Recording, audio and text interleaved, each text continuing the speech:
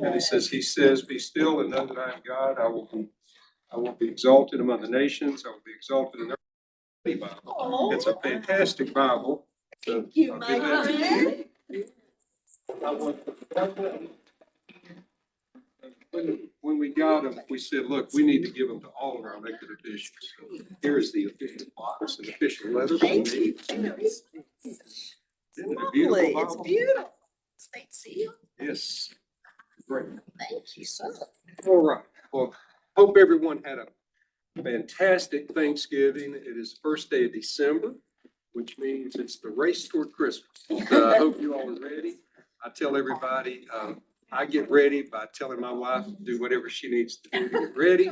And so we decorated, we don't decorate or do anything like Thanksgiving. We decorate all weekend and have plenty more to do. So I hope everybody has a wonderful run up to Christmas. I don't think I'll be seeing most of you before Christmas, so I wish you a happy Christmas, Merry Christmas. So we'll get started. Good morning. Welcome to our task force, the members, agency staff, and members of the public. I'm honored to co-chair this task force and lead today's meeting with the Lieutenant Governor. Please note that the video of this meeting is being recorded and live streamed on WebEx and North Carolina Department of Commerce and the YouTube channel. Would you like to make any comment? I would just like to say welcome, everyone. We're so happy to see you all. We feel very thankful that you were willing to take on this role and for what you do every day. And we wish you the blessings of the holiday season. I hope all of your families are doing well and that everything goes really well for you in the holidays. And we both really appreciate everybody's service and everybody's willingness to come to these meetings. We know they can be a little long sometimes for some of you, but I think they're very interesting. I always learn something. So thank you. All right, let's review our state public records policy, meetings of the task force on child care and early education or public meetings. The state of North Carolina's public records and ethics policies do pertain to our work. Thank you to the Office of the Governor for facilitating public records trainings for members of our task force, and thank you to the members who have completed the training. Training is optional for state employees. If you're a task force member who still needs training, I hope everybody's got it. But please reach out to the staff to schedule that.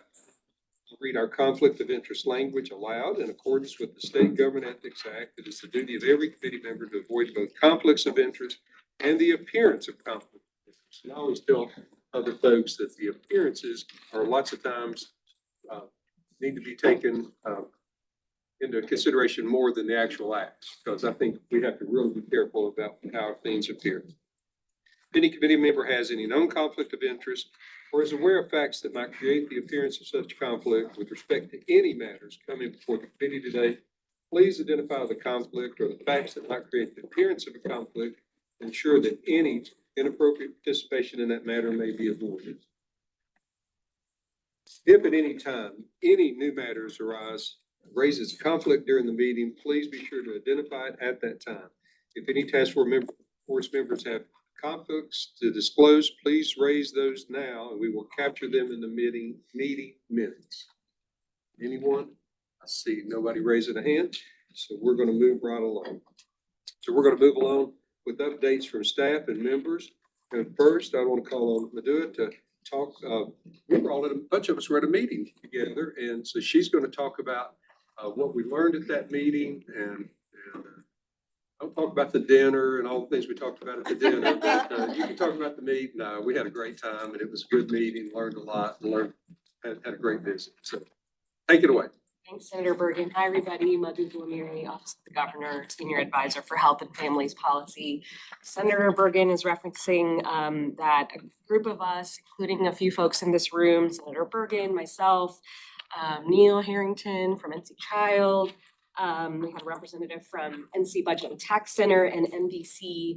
We were part of a North Carolina state team that attended a conference in Nashville, November 9th to 11th. It was about child and family tax credits, and it was hosted by the Prenatal to Three Policy Impact Center that's based at Vanderbilt University.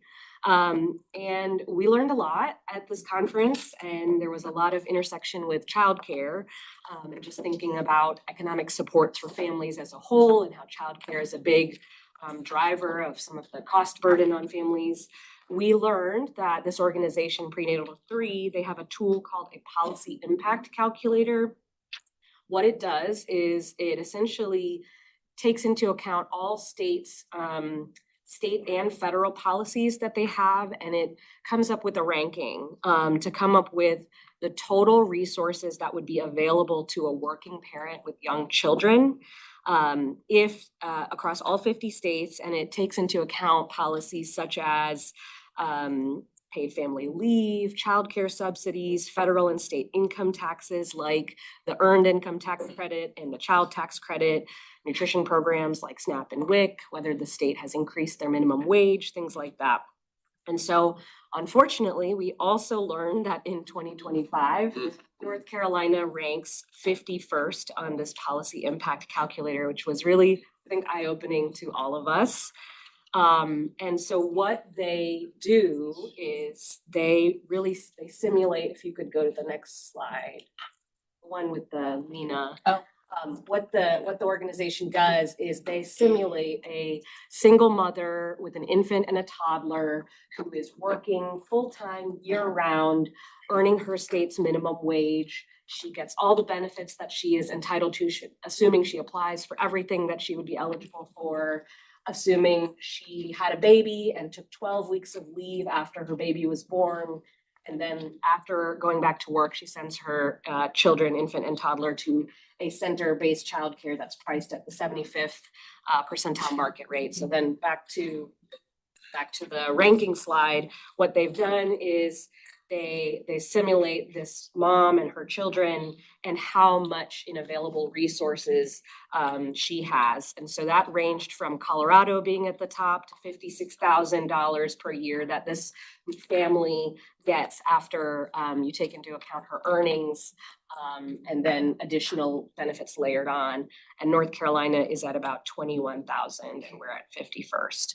So childcare costs were a major driver of the out-of-pocket costs for this hypothetical family, Lena and her kids.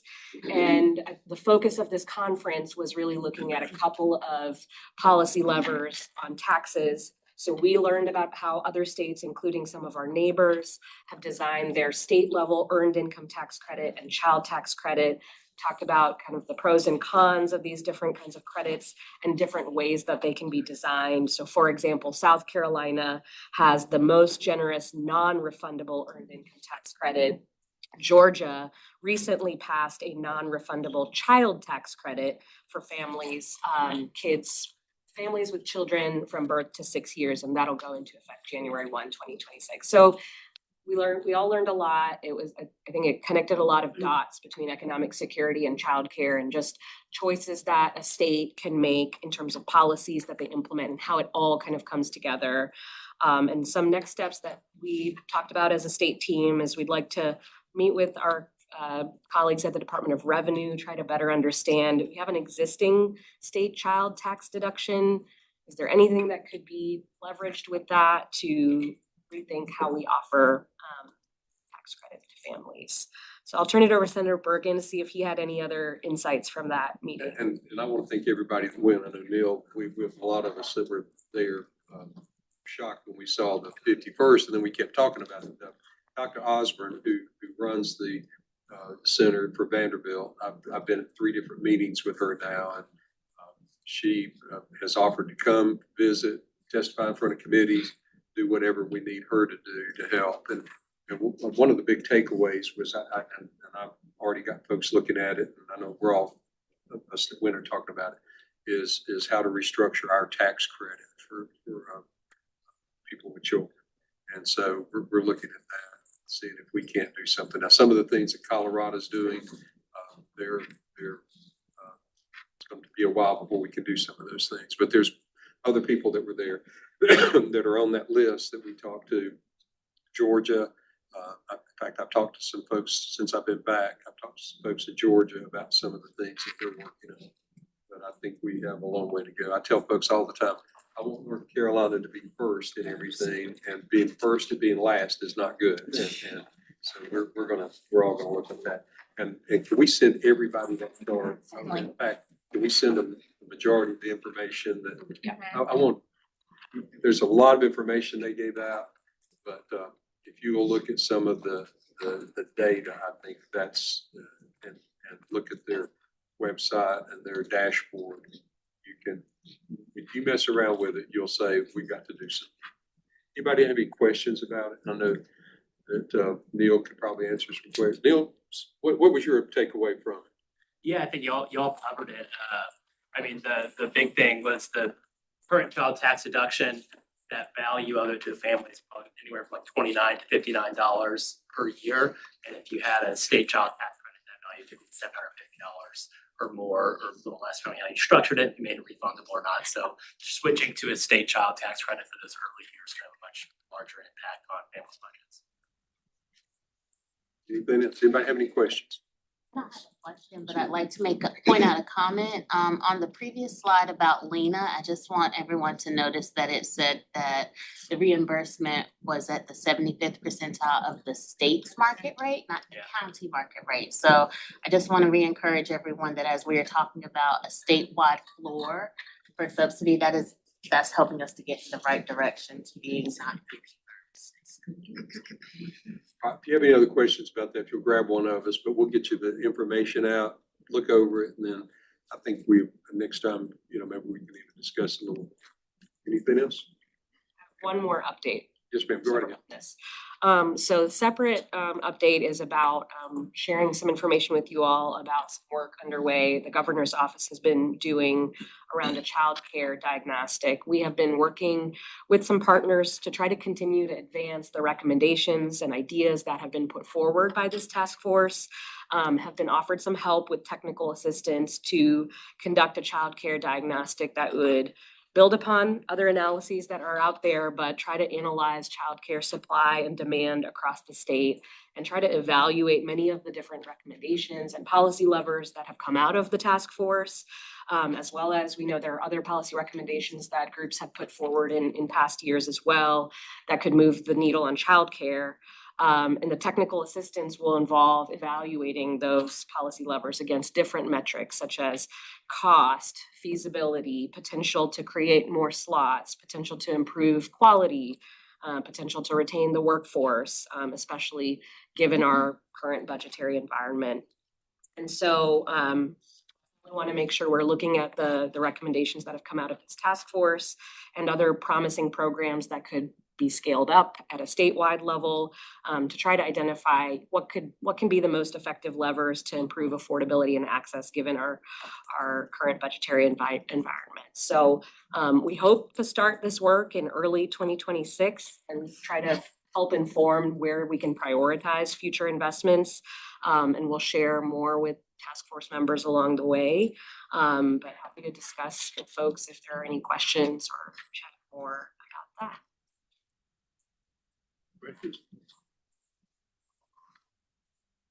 You'll suffer from turkey.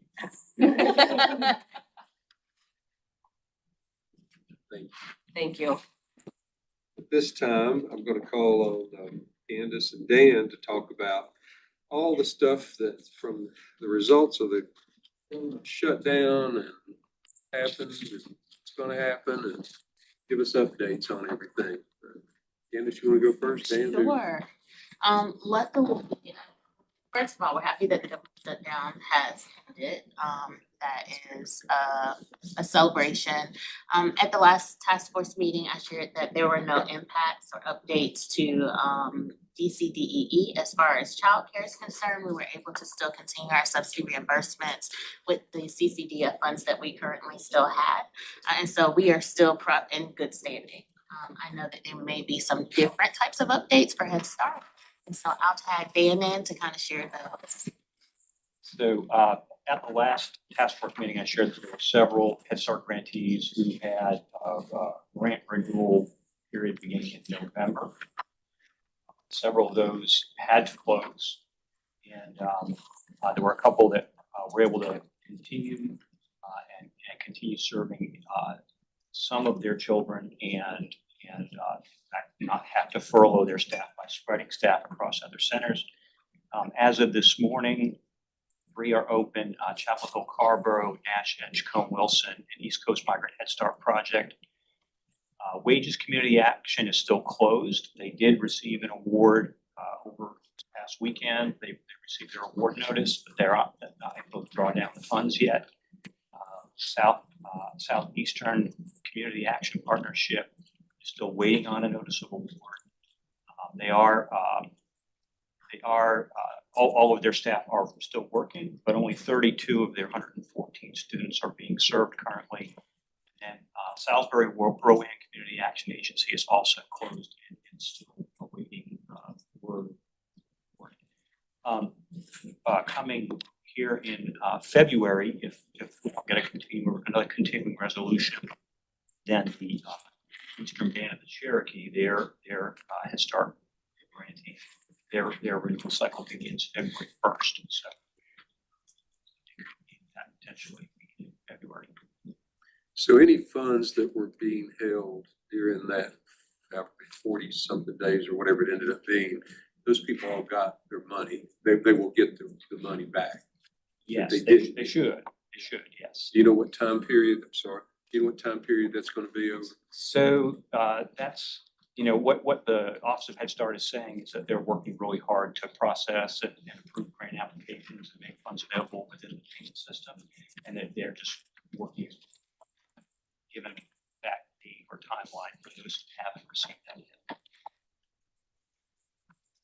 Candace and Dan, both of you, are any of the folks impacted by the cuts from DHHS on the 3% to 10%? Is there any overlap between funding anybody? I don't know of any, but are there? Not that I'm aware of. Okay. I'm not really sure that I fully understand though. Well, I'm finding more and more things as I talk. In fact, I'm meeting with people this afternoon, but since we don't have a budget and since the Secretary and the Governor made the decision about cutting the rates, I didn't know if there was any overlap for anybody that additional services besides childcare that might have a reduced rate. Like somebody that had childcare with autism, childcare with. So day sit Right, programs. yeah. So I don't- are you hearing anything from those folks? So Sarah might have something, but while they may have received a cut I as know far that as she's gonna say Medicaid. something because she's one of the recipients of the cuts, and we talked at Yes. length about it, so.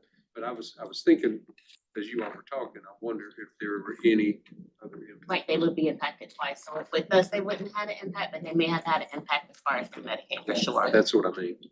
So any of those kiddos that are in early childhood that have IEPs, their therapy, any of their therapeutic services, those will get a 3% cut. So any of that speech, language, any of that, for any of those kiddos that have IEPs. Figured there was something there.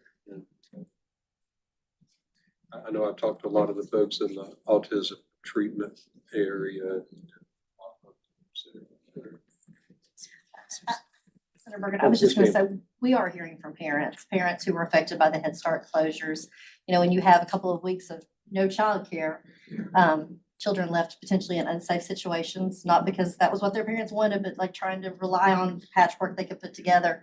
Also, people at risk of losing their jobs.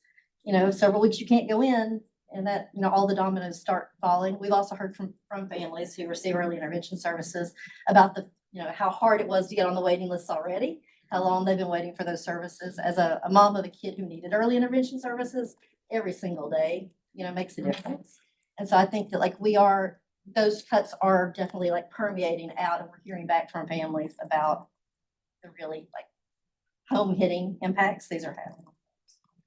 Yeah, and I've been getting calls, and I'm sure that St. Crawford's been getting calls, and Civic Charter has been getting calls of providers that they're saying they're losing people. And, people are just saying, I want to change what I do, how I do it. So, okay. Anything else? Not for me. Anything? All right. Well, we're going to move right on down. Erica Palmer Smith from NC Child, give us an update about Excel NC. Senator, So I am really excited to actually introduce you all to someone. So NC Child has had the privilege of being able to serve as a backbone for a new initiative that's been launched in North Carolina. I think Deborah Durr is in the room, so I want to acknowledge her and Samantha Cole for their leadership in helping to kick this all off. But Dr. Christy Maida, here is the director of Excellency, and I would love to give Christy an opportunity to introduce the initiative. Am I seated here? Oh, come on up front. Okay. We want to look at you, talk to you.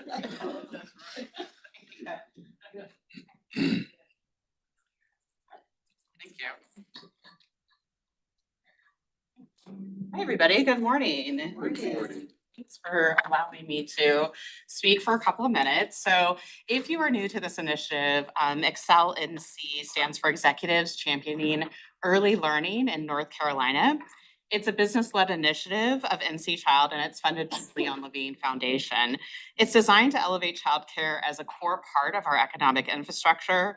And we often hear about childcare. I feel like I'm preaching to the choir here a little bit, but we often hear about childcare as a family issue. And while it certainly is, it is a workforce issue, a productivity issue, and ultimately an economic growth issue. So Excellency was created to make that connection clear and to bring the business voice to the table in shaping policy solutions. So we're hosting regional economic summits and roundtables. We had one in Wilmington a couple of weeks ago. We have one tomorrow in Alamance, Thursday in Boone, and then in January in Asheville, and those are just getting started. We have a couple of dozen more planned for 2026. We're engaging employers, chambers of commerce, and community leaders to explore what it really takes to stabilize and strengthen our childcare system, not as a social service, but as a strategic investment in our economy. I want to emphasize that this is not just a conversation being led for the business community, it's being led by the business community, excuse me. So the momentum behind Excellency comes from executives, entrepreneurs, ecosystem leaders, and employers across sectors who understand when parents can't afford childcare, quality childcare, let me put it that way, quality childcare, businesses lose workers, productivity suffers, and our state's competitiveness is at risk. Excellency is also guided by our advisory council and executive champions. Some are in the room today, actually. The advisory council is Deborah Durr with the North Carolina Chamber of Commerce, Samantha Cole, thank you, with North Carolina Department of Commerce, and Erica Palmer-Smith with NC Child. The executive champions, as we're calling these are the folks who are leading the efforts. We don't have anyone in the room here today, but you can see that these are individuals, business leaders, community advocates. Oh, I'm sorry, Mr. Sandy Weathersby, you are here today. Thank you, Sandy. I think you might be the only person here today, but yeah, I think you are. But these are business leaders, community advocates, and innovators who are guiding and energizing this work. As we're growing this initiative, we just encourage you to stay in touch. My email is on there, as well as our splash page for our website. We have a new website launching later this month. We encourage you all to stay connected there. Thank you. Yes. Okay. So you mentioned the Levine Foundation. Did you all get a grant or what happened? Yes, we got a grant. That'd be great. So you've had these, you started, how many of you had? How many meetings? Technically, we've had one. Tell me the top three things that you learned out of that. What are, I'll talk to employers and hear different We did. things, but We did. it's a big concern. What are you hearing? Yes, we're hearing from, well, in Wilmington, we heard from some panelists on, some were tied to industries such as tourism, some were tied to tech industries, that sort of thing, that even with high wages, paying employees high wages, folks are still having a lot of trouble finding childcare. And so that definitely that barrier, if you would think about that barrier being low wages, that folks are still having a hard time. So that was one thing that we heard. Another thing that we heard was just the the need, I think, and the desire for finding solutions from the business community. They were stepping forward with some really great ideas. Our chamber spoke, the Wilmington Chamber spoke, the president spoke, and they're geared and ready to go. They really want to move forward some things. So that was encouraging, I think, to us and having them lead these conversations and these solutions. I think the other thing that we learned is it's not just a one and done. We can't just like come into a community, I think, and expect to have a couple conversations and then move forward. It's really gaining the momentum across the state. And so I think through these roundtables, through resolutions, they also recently just passed a city resolution in Wilmington. The folks they're eager and they're eager to learn solutions. And so that was encouraging to us. I think in some way we might have known that already, but I think that was just maybe reaffirming to what we're doing. What about TriShare? Yeah. What do they say about that? Yeah, they were actually really interested in TriShare. Wilmington was. We definitely connected them with the right folks there and where to go. And so, they were definitely interested. They wanted to learn more. They felt like they didn't know enough about the program. So Were the community colleges there? they were. Yep, they were part of the conversation as well. Yep. Oh, I was just gonna say, so will we have access to what you all learn? Is Samantha Absolutely. gonna provide that? Is there, this is exciting, is there an advocacy arm to this? Do we expect to see executives lobby the General Assembly on Yes. priorities? Who else? Thank you. That wasn't too bad, was it? Thank you for the time. Appreciate it. Yes, ma'am. Thank you. Thank you. Let us know from your other meetings, if you could kind of put together a list and challenge them to do something. Tell them to come with a great idea. I think employers need to figure out how to work together. I think we look at a lot of employers and say, why don't you set up your own childcare? And why, a lot of them I went to see an employer two or 3 weeks ago, and they have a 50 childcare facility, and they do it. I mean, they just do everything. It's right there on campus and everything. Thank you. All right. Any members have any updates to share with the group about anything else? Yes, sir. Sarah Bergen, I was just gonna share an update about our conversation with foundations on family childcare. Home-based childcare, the roundtable that we had. So last month, Lieutenant Governor Hunt, myself, and Sarah Bergen had a roundtable with a number of foundations. I see Russ from the Leon Levine Foundation and Mika from the Belk Endowment. Thank you for Duke Endowment. Sorry, Duke Endowment for kind of taking the lead in organizing us, but also Blue Cross Blue Shield, Child Trust, and Dogwood Trust. And I think is one of the things we've seen through this task force is really around home-based care, family, child care, which is really where a majority of the child care takes place.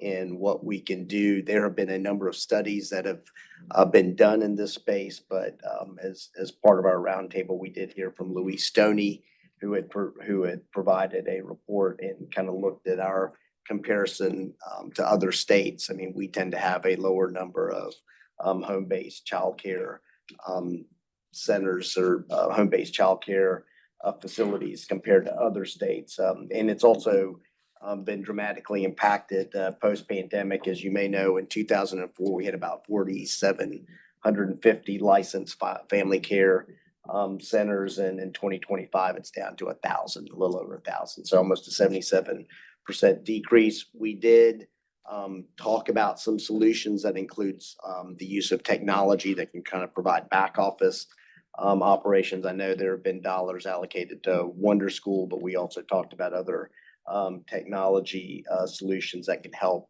these family child care networks.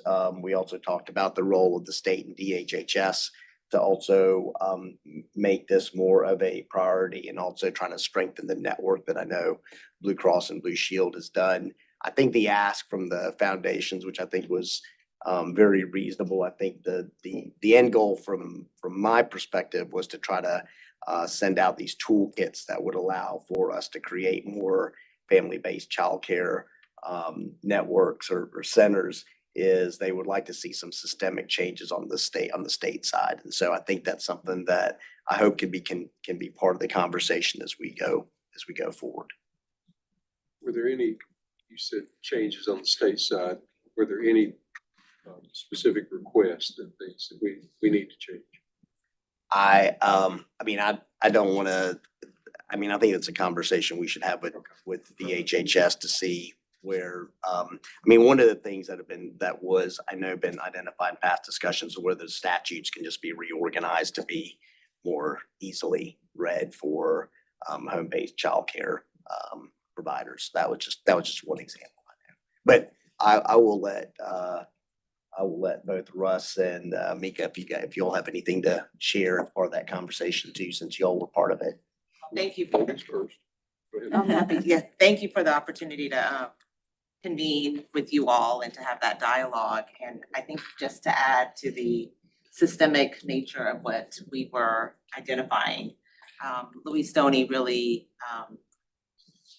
made me more aware of just how the barriers to developing and supporting family home childcare is. And so some of the recommendations or some of the things she was bringing to light is that North Carolina may have a long way that a lot of improvements that we can make on regulatory issues for removing some of those barriers, while also making sure and maintaining safety and quality, et cetera. So there are some other states perhaps that we can look at and some other regulatory ideas we can explore, and we want to definitely be in conversation with our state partners about what those could be so that we can attack the root issue and not just proliferate more home-based childcares, even though we know that would be a great thing to do, but we also want to make sure we're doing them in a way that creates some system change. Russ? Really nothing to add. I mean, a lot of the conversation was focused on this distinction between licensure really being focused on just safety. And when it comes to the actual supports that are needed to tie to learning outcomes for children and kindergarten readiness, childcare licensure and our rating system, it's unclear whether it's actually evaluating the latter. And so we talked a little bit about the distinction between those two things, acknowledging the first thing is still super important as well. And so a variety of different things we were talking about at a state level, we should be thinking about kind of both camps there. Candace, can you tell us, as far as the kids in non-license? I know we've had this conversation. I'm assuming it's growing. Do we know a new number? I don't have a new number. That number is still around, I believe it's 250,000, but that's an estimate based on census data. And that data actually we got earlier, so I don't know, Christy, if you guys have calculated any Let me updates. look, I looked at that last week, it seems like it is higher, but we just don't know, we just don't Yeah, know, we and don't have a way to contact those kids. That's the troubling thing, is Yeah. we don't know, because of the parents, grandparents, the family, friends and neighbors. I will say, that as a division, we have been talking about how we engage, with our family, friend and neighbor community. And I know one of the first meetings that we had as a task force, we talked about a registry. And I think we all understand that there would be a lot of, I'm not gonna say providers, but people that would support family, friend and neighbor care that probably would not be wanting to put themselves on a registry. And so I think we have to figure out strategically, how do we do that? How do we know who is in family, friend and neighbor care, right? How do we engage them? How do we break down any fears that they may have, right? In order to be able to better support them, we have to know who they are to keep track. So saying you subsidize what you want to happen and you tax what you don't want to happen, we need to figure out how to subsidize it so that we encourage them to participate. But I've talked to folks and asked them that question, and they said, if we register, you'll want to regulate us and tax us. And And I said, no, that's not the purpose of it, is to try to help them. They're afraid of us. Yeah, they are. But we will have to get there at some point because the federal landscape is shifting. And if subsidized childcare becomes available to those who are in family, friend, and neighbor care, there will be some things that they would have to comply with in order to receive those federal dollars, which would mean they would have to be on some type of registry, so we know who they are. And just ensuring that there's basic health and safety. Amy. One question, thank you for this great information, all of you who are at that meeting. Was the conversation, did it occur on bringing NC pre-K to family childcare homes, licensed family childcare homes? Was that discussed at all? No. Thanks. Member and staff updates? What? Oh, no, I was just saying, we've got. time. All right. So, you ready for us to go to the next? I told her, I said, you keep us on time. All right, so Elizabeth Anderson, NC Center for After School Programs. Today we're going to explore a topic we've touched on indirectly, but haven't had a chance to dive deeply on: care for school-age children. I want to introduce our guest expert, Elizabeth Anderson, Director of North Carolina Center for After School Programs. Elizabeth, give us a sense of the role care of child-age children plays in our state's child care and early education system. Elizabeth, welcome. Thank you all for, sorry, I'm dropping my notes. Thank you all for having me here today. I'm Elizabeth. I direct the North Carolina Center for After School Programs. We are a comprehensive statewide network that is focused on after school, summer, before school, all of the 80% of a child's life that they spend not in a formal classroom setting. So we were established in 2002, and we are fiscally sponsored by the Public School Forum of North Carolina. And we do four things. When we say we do four things, we probably actually do a whole lot more, but we try to fit these into these four buckets. We support after-school professionals by providing high-quality professional development, technical assistance, and other resources like research, resource packets, et cetera. We inform stakeholders and policymakers about the benefits and impacts that after-school and summer learning is having on North Carolina children, families, and the economy. We convene communities and key partners around out-of-school time issues. And we advocate at the local, state, and federal level for after-school access, opportunity, and equity. Our key partners are folks like y'all here in this room, state agencies, policymakers, law enforcement, higher ed, business, philanthropy, and of course, our schools, parents, and communities. We are officially a part of the 50-state after-school network. So we work with a coalition of other after-school networks across all 50 states when we do our federal advocacy, including the National After-School Alliance. And we are the National After-School Association affiliate, or the professional association for after-school professionals for the state of North Carolina. This is our wonderful team, 3 people covering the whole state. So you can imagine we stay pretty busy. And we are guided by a advisory board of people, many people that are here in this room, in fact, that help us to understand and keep our fingers on the pulse of what's going on in out of school time in the state of North Carolina, and that help us to shape the program supports and issue areas that we're focused on in our state. And I'm going to start today by talking a little bit about the landscape of after school. We're going to look at it by the numbers to begin. And this data is fairly new. It comes from the America After 3 p.m. report that the After School Alliance does every 5 years. These numbers are from 2025. That was released in November. In North Carolina in 2025, there were 188,295 students that were participating in after school programs. But there were an additional 664,362 students that would participate in an after-school program if there were one available to them. That is an incredible number of students who are missing out in after school. 4 in 5 students, in fact, in North Carolina that are missing out on after-school opportunity. Additionally, there were over 200,000 students in North Carolina who were taking care of themselves without adult supervision during the hours of 3 to 6 p.m. in 2025 after school in North Carolina. That is also a lot of children that are at home at risk and in dangerous situation. And it does include students that are in K through 5. You can see over here, the majority of those are high school students. You know what, they still get into dangerous situations after school. If you've ever had a high school student, maybe you know a few that have gotten into trouble during those after school hours. But it does include young students like kindergartners that are going home and spending time unsupervised after school. For students that are enrolled in after school, they're spending an average of 5.7 hours a week. I'm sorry, for those that aren't enrolled in after school, they're spending an average of 5.7 hours a week without adult supervision. So the good or the bad news, depending on how you look at these numbers, is that they haven't really changed much since before the pandemic. So I think that's a real testament to the resilience of after-school programs in North Carolina. We're still managing to serve the same number of students that we served prior to this huge disruption.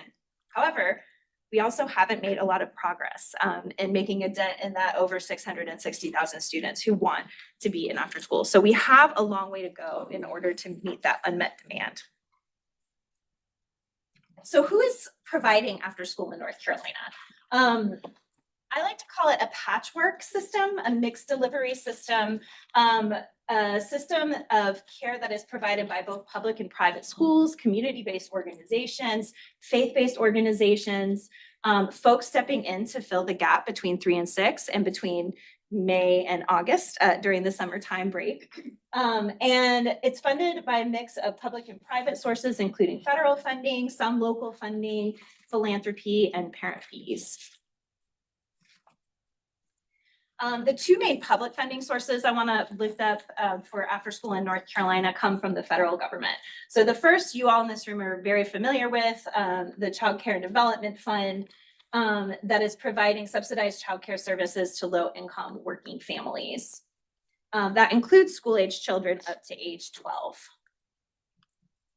There were almost 20,000 school-aged children per month that were receiving CCDF funding for before, after school, and summer care. And I think this data is from the 2024 year. And parents were paying an average of $450, or the average subsidy, I'm sorry, for school-age childcare was $458. In fact, 44% of all children served through childcare subsidy in North Carolina are school-aged. Which is a huge number, even though they're not using the same number of hours necessarily since they're in school for part of the day. The other big bucket of public funding for after school in our state is the 21st Century Community Learning Center programs, which are operated through the Department of Public Instruction. So the purpose of this particular bucket of funding is to establish or expand community learning centers that operate during out-of-school hours, so that's before, after, and during the summer, to support academic achievement, provide enrichment, and to support family engagement in children's education. This is from the 2023-2024 school year. There were over 11,000 students served in 21st Century Community Learning Center programs, and 90% of these students were in Title I schools in our state. 21st Century programs provided 78,431 hours of targeted services through their programs. 68% of those hours were academic instruction hours, 32% were enrichment hours. And I want to note that our 21st Century Community Learning Center programs have extraordinary outcomes. 72% of participants in 21st Century Community Learning Center programs demonstrated improved school day attendance. 75% had decreased suspensions. 90% showed improved engagement in school. So in addition to providing a safe place for kids to be, these programs are having really major impacts on the students that they serve. One thing I want to note that's really unique about North Carolina, I mentioned earlier that after school care was happening in a variety of different settings. It includes schools, it includes community-based organizations, it includes faith-based organizations. In most states, our 21st Century Community Learning Center programs are largely held in public schools, but in North Carolina, we're actually flipped. And the majority of our 21st Century Learning Center programs are actually in community-based organizations located where families are. So I think that's something that's unique about North Carolina and who is providing after-school services in our state. The bottom line related to demand is that the demand is high and we are not keeping up with it. There are a lot of kids that are alone and unsupervised after school, and there are a lot of kids that are waiting to get into a program. And public funding for our after-school program mostly comes from the federal government. So, you all, I'm sure, during the summer when we had the pause, on federal funding for 21st Century Community Learning Center programs in particular, it caused a huge disruption and a lot of anxiety for a lot of parents and families across the state who rely on 21st Century Community Learning Center programs, who rely on federal funding in order for their kids to have a safe place to be after school. And so there's a limited funding that's coming from the state level that is able to fill that gap when the federal government has disruptions like that. Now I want to share a little bit about parent perspectives on after school in our state. And this is all also recent data from the America After 3 p.m. report as of 2025. So number one, not a surprise, parents agree that our after school programs are keeping kids safe. 81% say that they're keeping them out of trouble, and 73% say that the likelihood that programs are reducing the likelihood that youth are going to engage in risky behaviors. They also say that children in after school, and I'm going to come back to this slide later when we talk about economic benefits, but parents agree that children in after school have opportunities to engage in real life and off screens. That's very important in this day and age. They're learning life skills, developing social skills, responsible decision making, participating and growing their skills of teamwork, critical thinking, leadership. And they're becoming more excited about learning. It's changing students' perspective on learning and improving their school day attendance and engagement. It's also a huge support to our economy in North Carolina by supporting working families. Parents agree that after-school program positively impacts not just their child's well-being, but their well-being. That it helps them, 91% say that it helps them to be able to keep their job. 86% say it gives them peace of mind, and 85% say that it boosts their productivity at work. What are the barriers? What are parents saying are the barriers and challenges that create that over 660,000 number that we see of kids that can't be in programs? 59% say that it's cost. Programs are too expensive. Availability, 45% of North Carolina parents report that after-school programs just aren't in their communities or not in a convenient location. 39% say that their child does not have a safe way to get to and to come home from programs. And hours, parents report that programs of hours of operation just don't meet working families' needs. They're not open late enough or early enough based on when they need to go to work. Additionally, summer presents a huge challenge. Whereas parents are during the school year maybe looking for care for 3 to 4 hours after school, 61% of parents note that raising a kid feels more expensive in the summer, that they worry about finances because they have to pay more to have a place for their kid to be all day. And summer camp just isn't an option for many households. 40% of parents report that because of the cost of living, they can't afford programs, and 28% are going into debt or resorting to buy now, pay later options in order to cover the expense of care and education for their children during the summer months. All that said, it's probably not surprising to see that it's after school and public funding for after school is very, very politically popular in North Carolina, regardless of where on the political spectrum that you fall. 86% of North Carolina parents support public funding for after school programs in our state. And you can see that's 90% of Democrats, 90% of independents, and 83% of Republicans. And in this day and age, you just don't get that kind of agreement anymore. It is something that parents need and want. And I think that we talk a lot about what happens for children between birth to 5, but a child does not turn 5 years old and suddenly not need opportunity. And we'll talk a little bit more about in just a few minutes about what that continuum is. I want to share a little bit about the workforce and economic impacts of after school and summer learning in our state.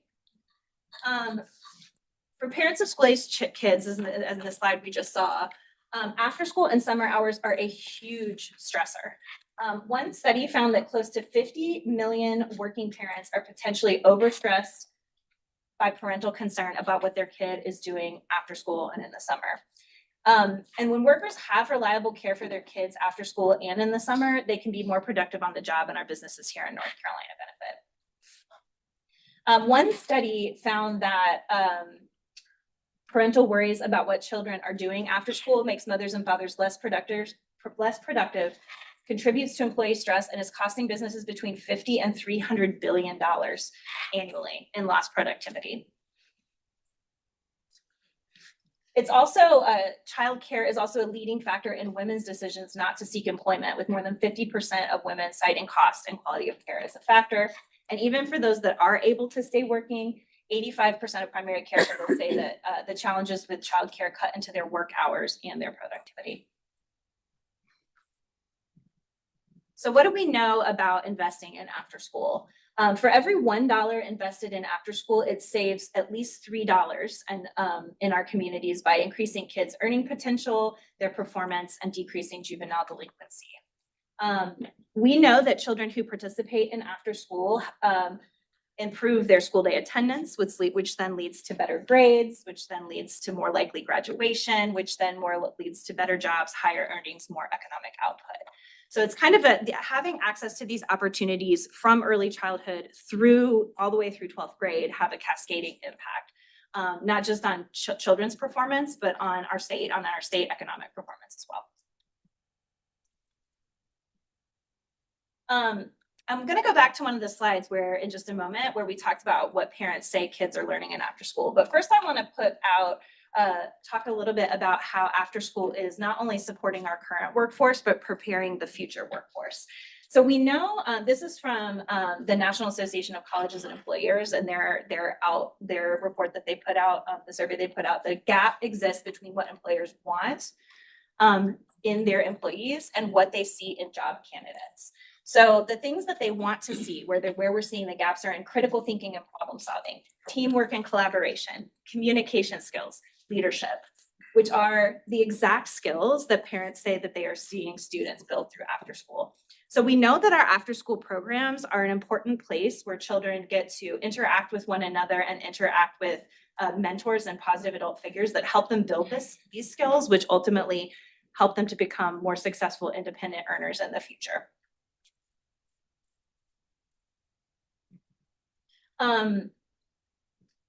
We also know that students who participate in quality after school and summer programs also get to experience more career exposure, exploration, and opportunity. So students from a variety of different walks of life get to participate in activities that they might not otherwise get to participate in at home. They get to get exposed to fields, to professionals that they might not have ever seen before, and see opportunities for themselves in the future. So after school programs, in addition to exposing these students, can also provide real world work experiences that help students make plans for their future in the workforce. Some after school programs are even providing learning wage opportunities, mentorship, shadowing, et cetera, in after school. I'm gonna skip this in the interest of time, but because our STEM industry in North Carolina is so strong, and 76% of after school programs across North Carolina are offering some kind of STEM learning and career exploration in our state. I think it's worth pointing out, and something that we at North Carolina Center for After School Programs do a lot of. Would be happy to talk to anybody that has any questions about that. And I want to kind of bring it home by connecting it to early childhood and to that birth to 5 age group, which I know you all have spent a lot of time talking about. There's some new research that has come out by Dr. Deborah Vandell out of the University of California that has established a really important connection between early childhood education and after school on children and community. Both early child care and K-5 out of school time are related to improved academic and occupational attainment. And what's interesting is the effect sizes, the impact that both of those two things are having are the same, whether we're talking about early childhood in isolation or after school. But what's interesting is that when we look at it together, students that have an opportunity to participate both in early childhood programs and in K-12 out of school time programs, is that the impacts are cumulative or additive. So students that have exposure to that full continuum are actually having higher educational and occupational attainment outcomes than students that just receive exposure to one or the other opportunity. In other words, the more we can create a spectrum of opportunities from birth through grade 12, and the more that children and families and our state are going to recognize the positive economic impacts of those investments. So that is a very quick overview. Do we have time for questions, Samantha? Just a little bit, yeah. trying to get us back on track. Anybody got any questions? I just want to make a comment, please, Senator Bergen. Wonderful presentation, Elizabeth. Thank you so much. As a provider, former family child care home provider, business owner of preschool and school agers, this is all relative and but you did a great job with this presentation. I just want to stress, and I'm so grateful again to have our representatives here to hear this. Everyone needs to hear this. This is what, and I'm confident that after school is where finances are cut first, right? Because you feel like you can leave them, but like you said, we're leaving them at home with screams, which is not safe, right? In a community where we're already focused on mental health. So there's such an opportunity for us to grow. And also, I'm just writing down things like how we can add more social supports. And I know my team probably doesn't like it when I come to these because I have so many ideas now of things, because it starts someplace with one, but I can't stress enough how we can't put all the emphasis just on early childhood, but we continue it 5 to 12 where their minds are all over the place and where we're seeing and dealing with the evidence of mental health issues when kids are left home alone, unsupervised, and with devices. And then our responsibility as providers and business owners is to identify what experiences they have in those after-school programs. So whatever we can do to support you, in the last month, I just want to share this briefly. I am so committed to mental health support. It happens in the early childhood classroom and here. A month ago, I was at a funeral for my pastor's 15-year-old daughter who was spending time on screen, and that the mother is a nurse practitioner in psychotherapy, and this is what she does for families. And she shot herself after experiencing something from something online that prompted her. Okay, this was 1 month ago. And then 2 weeks after that, this is all in the month of November, my son's friend, who's a senior in high school, that's a baseball player, killed himself, committed suicide. And I just don't want us to feel like it has to be us for it to matter. These are our children. This is our community. So the earlier we can spend time and give them healthy environments without unsupervised care and with these devices that have no limit to what they can experience, I believe that we have a responsibility for that. So what you've done, how you've tied that starting early, and then also giving these 16-year-olds an opportunity to be able to work in after-school programs so they're not left to their devices. So I just wanted to say, I can't stress this enough. Anything I can do to support you, to bring more emphasis to this, that it's a continuum that really parents can't afford. We need to figure out how to fund this, because this is not where we cut back with all the things that our children are exposed to right now. That is an opportunity in the afternoons because the schools don't necessarily have time to do it. So it's a great opportunity for us to reach those young minds and to be able to feel them and to provide them with the supports they need so their minds don't wander in places that are unhealthy. Because if we don't address it now, we will see it again later. So it's an opportunity to invest early. Thanks, Ron. Elizabeth, do you have any data that shows how North Carolina compares to other surrounding southern states in number of kids involved in after-school programs? Can you get that? Yes. From a legislative standpoint, we hate for the surrounding southern states to do better than us. If we had that data to circulate, we could challenge people. I have a dashboard I can share that has the same data points for the other states around us. I also have a map of, so we are one of 23 states that does not have state level funding for after school, but there are 27 states, including many of our southern neighbors, including Virginia, Tennessee, Alabama, Georgia. You pick the southern states, pick the Yes. 13 or so and send me data. I'll send it to everybody else in the legislature. And because we need to have some challenges. And the senator and I may come up with some legislation. We like to do stuff together. Money though, money is. So I that was gonna be my question. Any sense on appropriations that have been cut or appropriations that you all have requested that we should be thinking about? Yes, so in North Carolina, the I'm gonna say it wrong, Extended Learning and Integrated Student Supports, the ELLIS funding, I believe is no longer continuing. That did fund after school. It was about $7 million a year. And it didn't only fund after school, so only a portion of that was actually going towards after school. So that was a hit. That was also administered through DPI from the 21st Century Office. And we are also looking at we'll be talking with you guys certainly in the future to have some legislative proposals about what we think an appropriation might be. In 2026, NCCAP's working with the Children's Funding Project to create a cost model for the state of North Carolina to better understand what it's going to take, what kind of investments it will take to reach the 660,000+ students that want to be in after school that can't. So by the end of 2026, we'll have a really good number for you that's based in real data that will say this is what it costs, both just if we were going to try to serve every single kid that wants to be served, but also about a per student rate that we would know this is the kind of debt we could make with this kind of investment. Are you gonna be around during lunch? Are you gonna Yes. stay a while? Yes, we'll stay. Representative Tall. Great.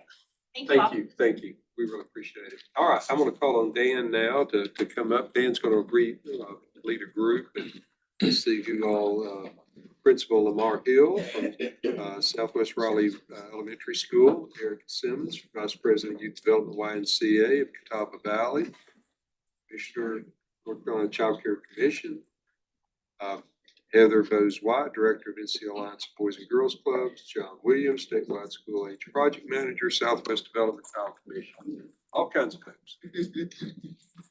Come on down.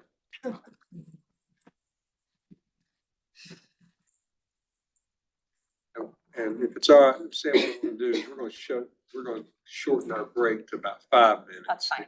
Try to make up and give you all appropriate time.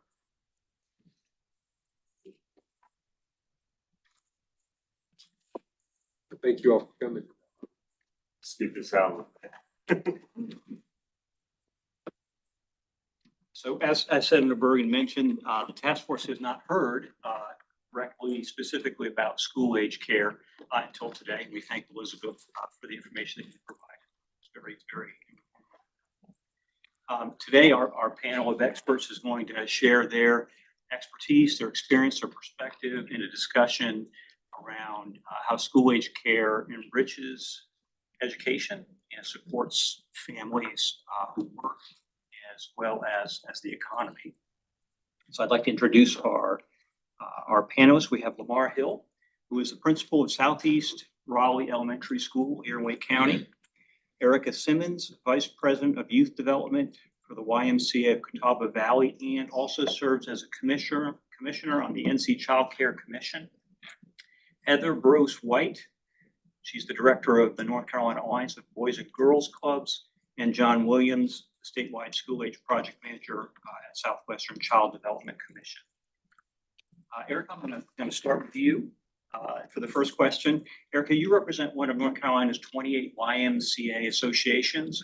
Could you talk about the strategic partnerships your organization maintains with the local school system? And also share with us how many students you serve and the cost to families who need to access after-school care for their children. Sure. Thanks for having me today. I've got my notes on my phone so I don't forget anything. So our association serves 3 counties right now, Burke, Catawba, and Lincoln County. Across those 3 counties, we work with 3 school districts. And we have around 1,000 students in before and after school programs. We also have 3 21st century programs. We have around 250 students in those 3 programs. We offer care before and after school on schools out days and also during the summer. We work really hard to partner with the school systems and I really strongly believe that having our programs based in the public schools builds such a strong sense of community. I think that it has a lot of benefits, but we have seen improved attendance.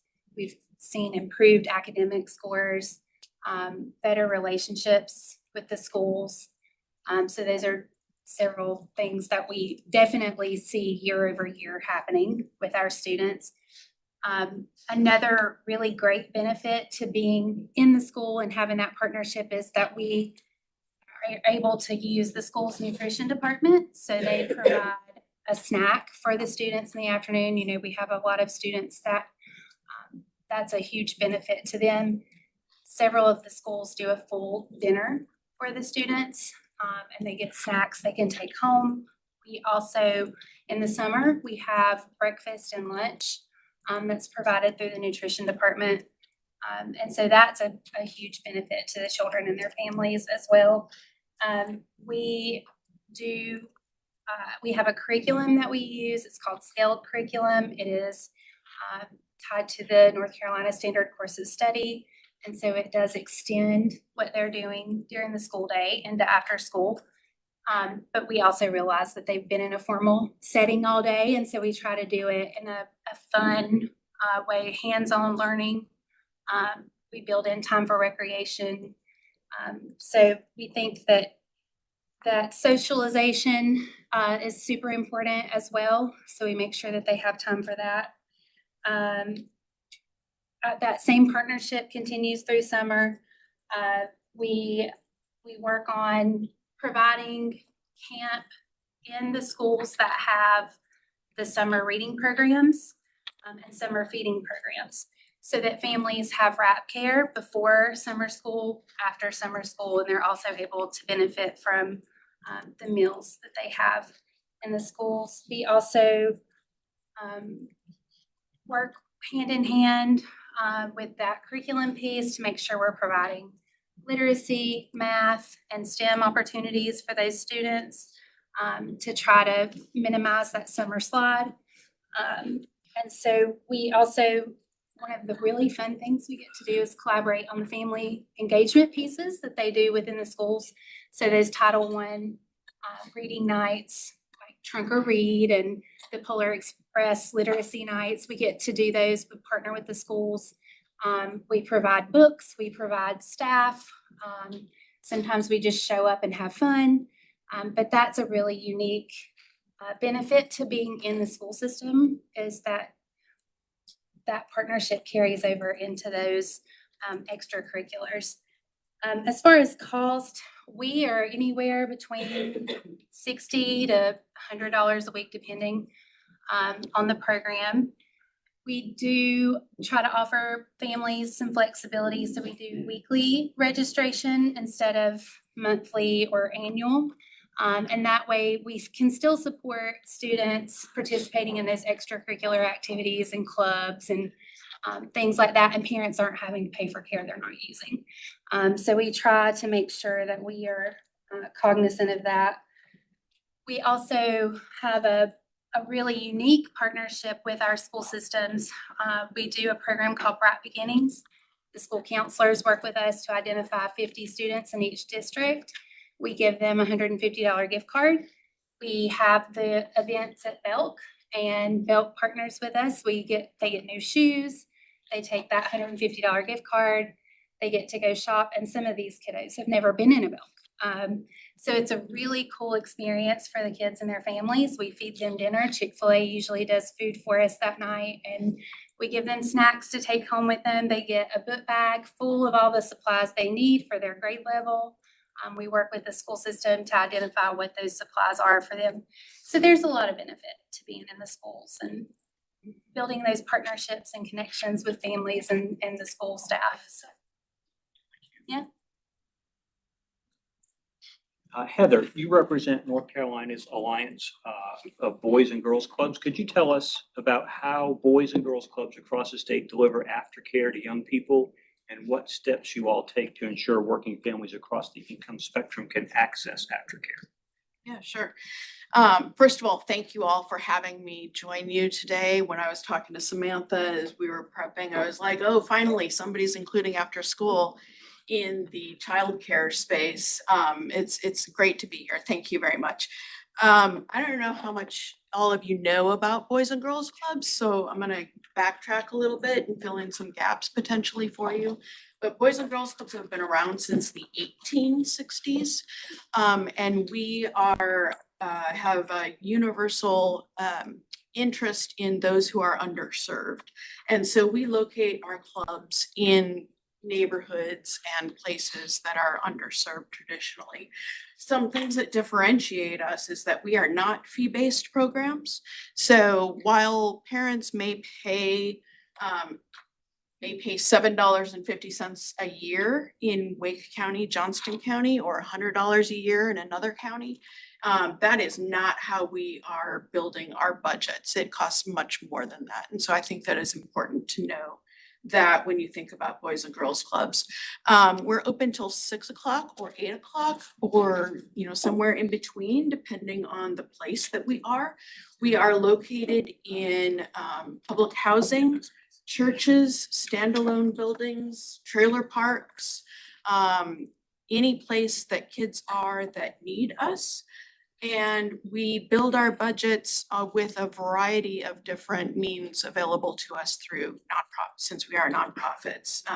Individuals, government, corporations, foundations, all of those are very important in building what is necessary for us to be able to serve kids. We're in 45 counties across the state. 27 different organizations are serving those kids. About 25,000 kids across the state are engaged in Boys and Girls Clubs. And we provide programming, and we don't consider ourselves childcare, but we provide the services that parents need to know that their children are safe after school. We consider ourselves youth development organizations as opposed to childcare organizations.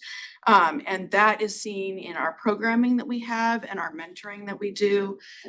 Comprehensive programming in health and well-being, character and leadership, academic success, and life and workforce readiness, in order to meet the needs of kids ages 6 to 18, to meet them where they are and move them to greater futures, one of our taglines. And so we do all of that but for the children, that's our mission is serving kids. But we realize, of course, that kids are in families and in communities.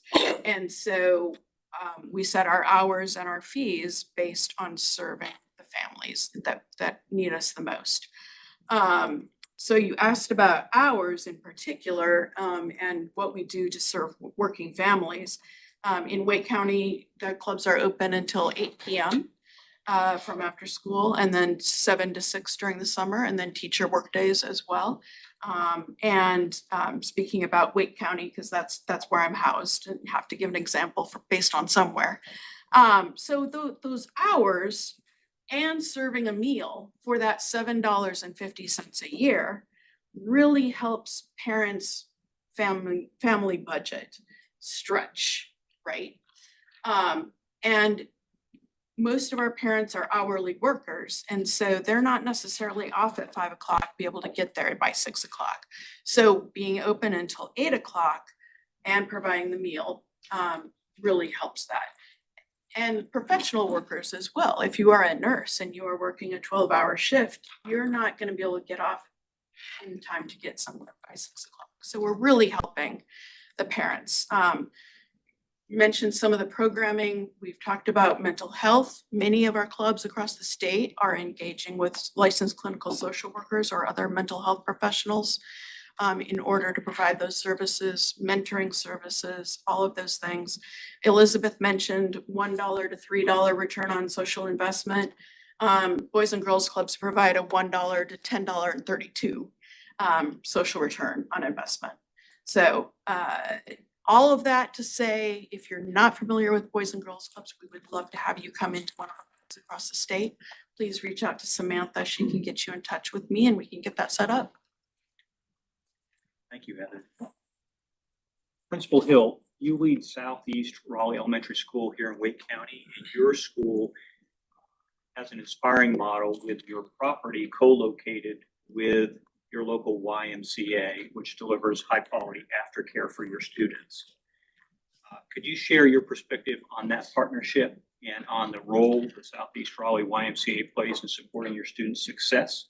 And could you also talk about how access to this aftercare helps your students' working parents? Sure. First of all, I'd like to say thank you to the Boys and Girls Club. We have about 25 kids that go to the Boys and Girls Club every day. They send a bus to pick them up, and if a child misses the bus, they will even come back to get them. So I appreciate the customer service there. Thanks for inviting me so I can share my perspective as well.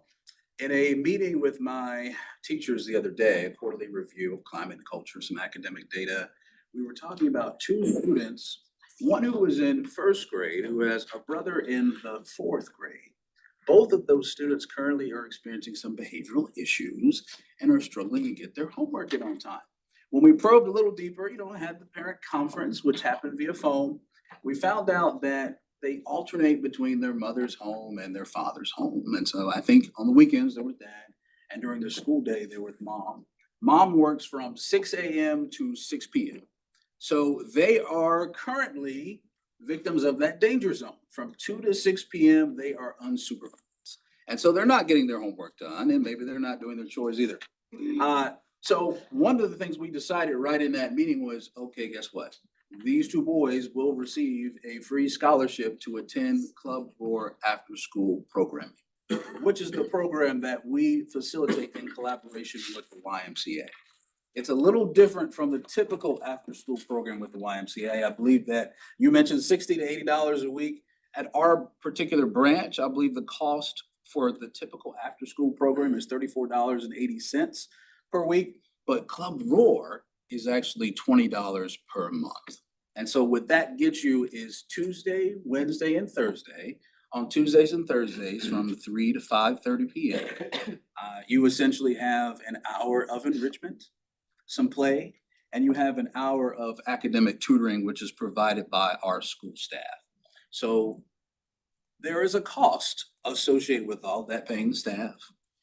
As you mentioned, the CNS services provide the meal for free. That cost is split between the YMCA, our school, and the Southeast Raleigh Promise, which is a quarterback organization that helps us facilitate all of our partnerships. The goal is to interrupt intergenerational poverty in the Southeast Raleigh region and also improve academic outcomes, health outcomes, et cetera. So we probably spend with our Title I funds, probably $25,000 per year. The Southeast Raleigh Promise pays their part. The YMCA pays for counselors that pick up the students right at about 3:15 p.m. We get out at 3, and they will walk them down to the cafeteria where they have their snack. And about 4 o'clock, they will bring them back up to the teachers where they will engage in some literacy tutoring. How did we decide on literacy tutoring? How long the session should be? All of that was co-created with the YMCA. So what's unique about our partnership is that they are deeply embedded into what we do, and we have a little bit of say, and of course, in what they do as well. So in the meetings that occur probably on a bi-weekly basis, we decide what's going well with the program, what's not doing well, how we can improve things. What partners should we bring into the program to provide enrichment opportunities for the students? Which I believe outside of the care aspect is probably the most important part of after-school programs. The fact that kids who are impoverished, our school has the 3rd highest level of economically disadvantaged students in Wake County. Students who are impoverished typically miss out on opportunities like STEM, robotics, drumming, et cetera. And with this partnership, we are able to provide those things on a regular basis. So again, the cost is quite cheap. $20 a month gets you Tuesday, Wednesday, and Thursday. But if you want the Club Roar plus more model, for another $25, you can get those other 2 days a week as well. So essentially, we can provide programming for you Monday through Friday. That is something that's new. That developed in conversations with the YMCA because we realized that there were some barriers to some of our families joining, some which we're still trying to resolve. One of those barriers was the fact that it was not Monday through Friday care, like the Boys and Girls Club provides, like typical YMCA after school provides. One of those barriers has been transportation. In the past, for about 5 or 6 years, the Wake County Public School System would provide free transportation for those students. We've engaged in a slight hiccup this year, but we're working to resolve that alongside, again, the YMCA. The executive director himself has reached out to our district staff to figure out what is this current obstacle and how can we resolve it. So we're all on the same page in terms of our goal is to provide high quality care, an extension of the school day for as many kids as possible. And we're going to chip away at the barriers bit by bit until we can get there. Right now, we probably have 40 kids that are enrolled. We typically have 80. That shows you the difference between last year when we had transportation and this year. So we're actually hoping to get that up to about 120. That's essentially what we can accommodate with the staffing that we've allotted funding for. So there are regular conversations that are had, and obviously, as a result of those conversations, for example, the student who will be receiving the scholarship, there's a benefit to families that is very tangible. Thank you. John? Yes. I'd like to turn to you for your perspective on workforce behind delivery of care for school-age children. Your role is with Southwestern Child Development Commission, which is one of our state's 3 lead child care resource and referral agencies. While Southwestern is in the western part of the state, your organization takes the lead on the North Carolina Child Care Resource and Referral Council School Age Initiative for the entire state.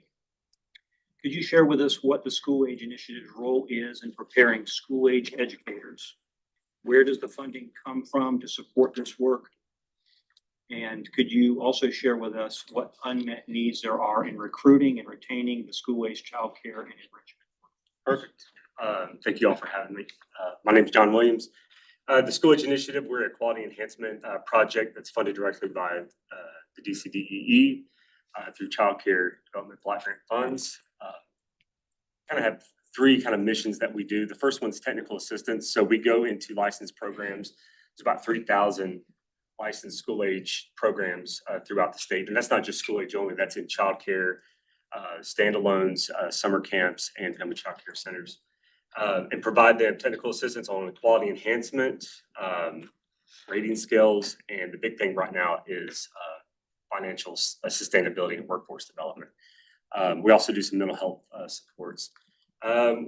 We oversee professional development. Who's heard of the BSAC training? We do BSAC, which is a course every school age employee has to take. It's a 5-hour course that covers the basic care and needs, and we lead the nation in that. We're one of the only states that require school age professionals to take mandatory course to learn how to do care. And we also do advocacy work and support on that end.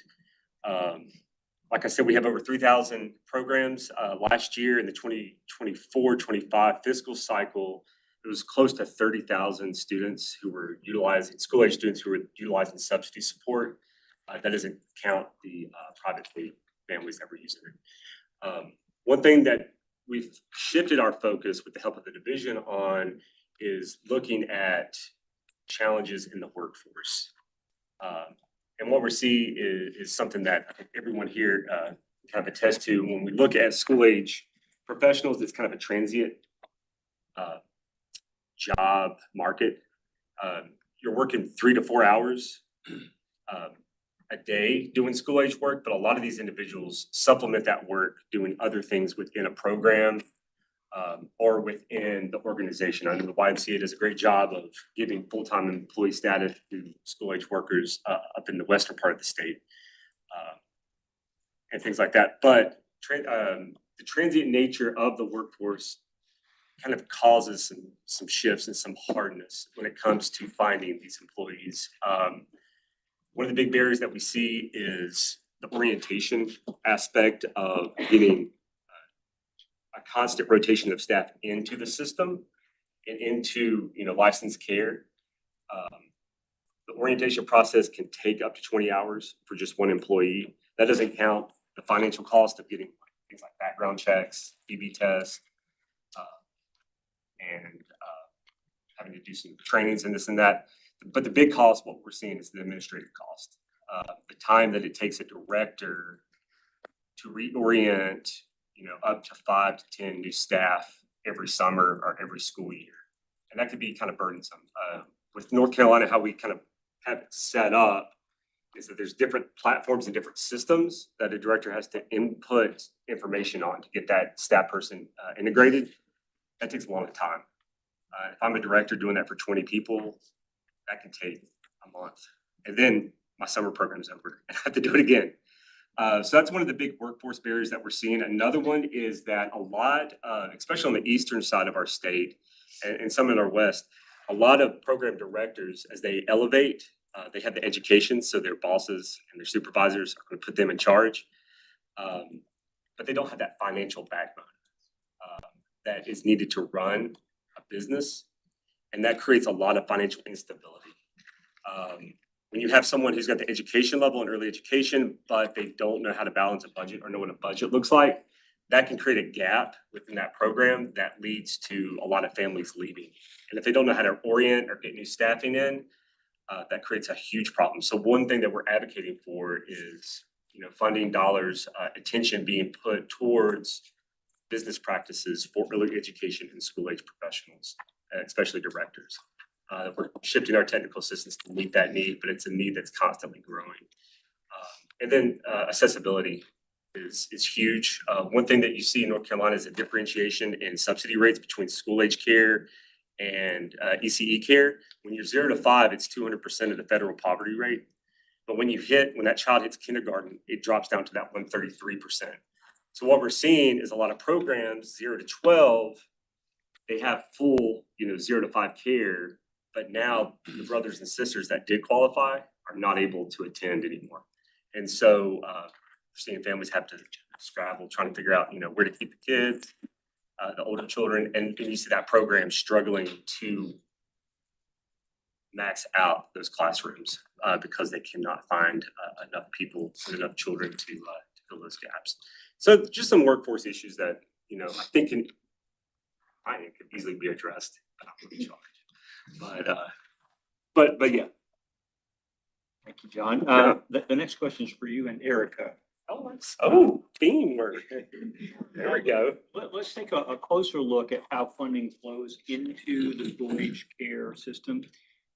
John and Erica, earlier this year, the task force included recommended creating a statewide floor for child care subsidy reimbursement rates. Could you talk about the role subsidy plays in school age care at present?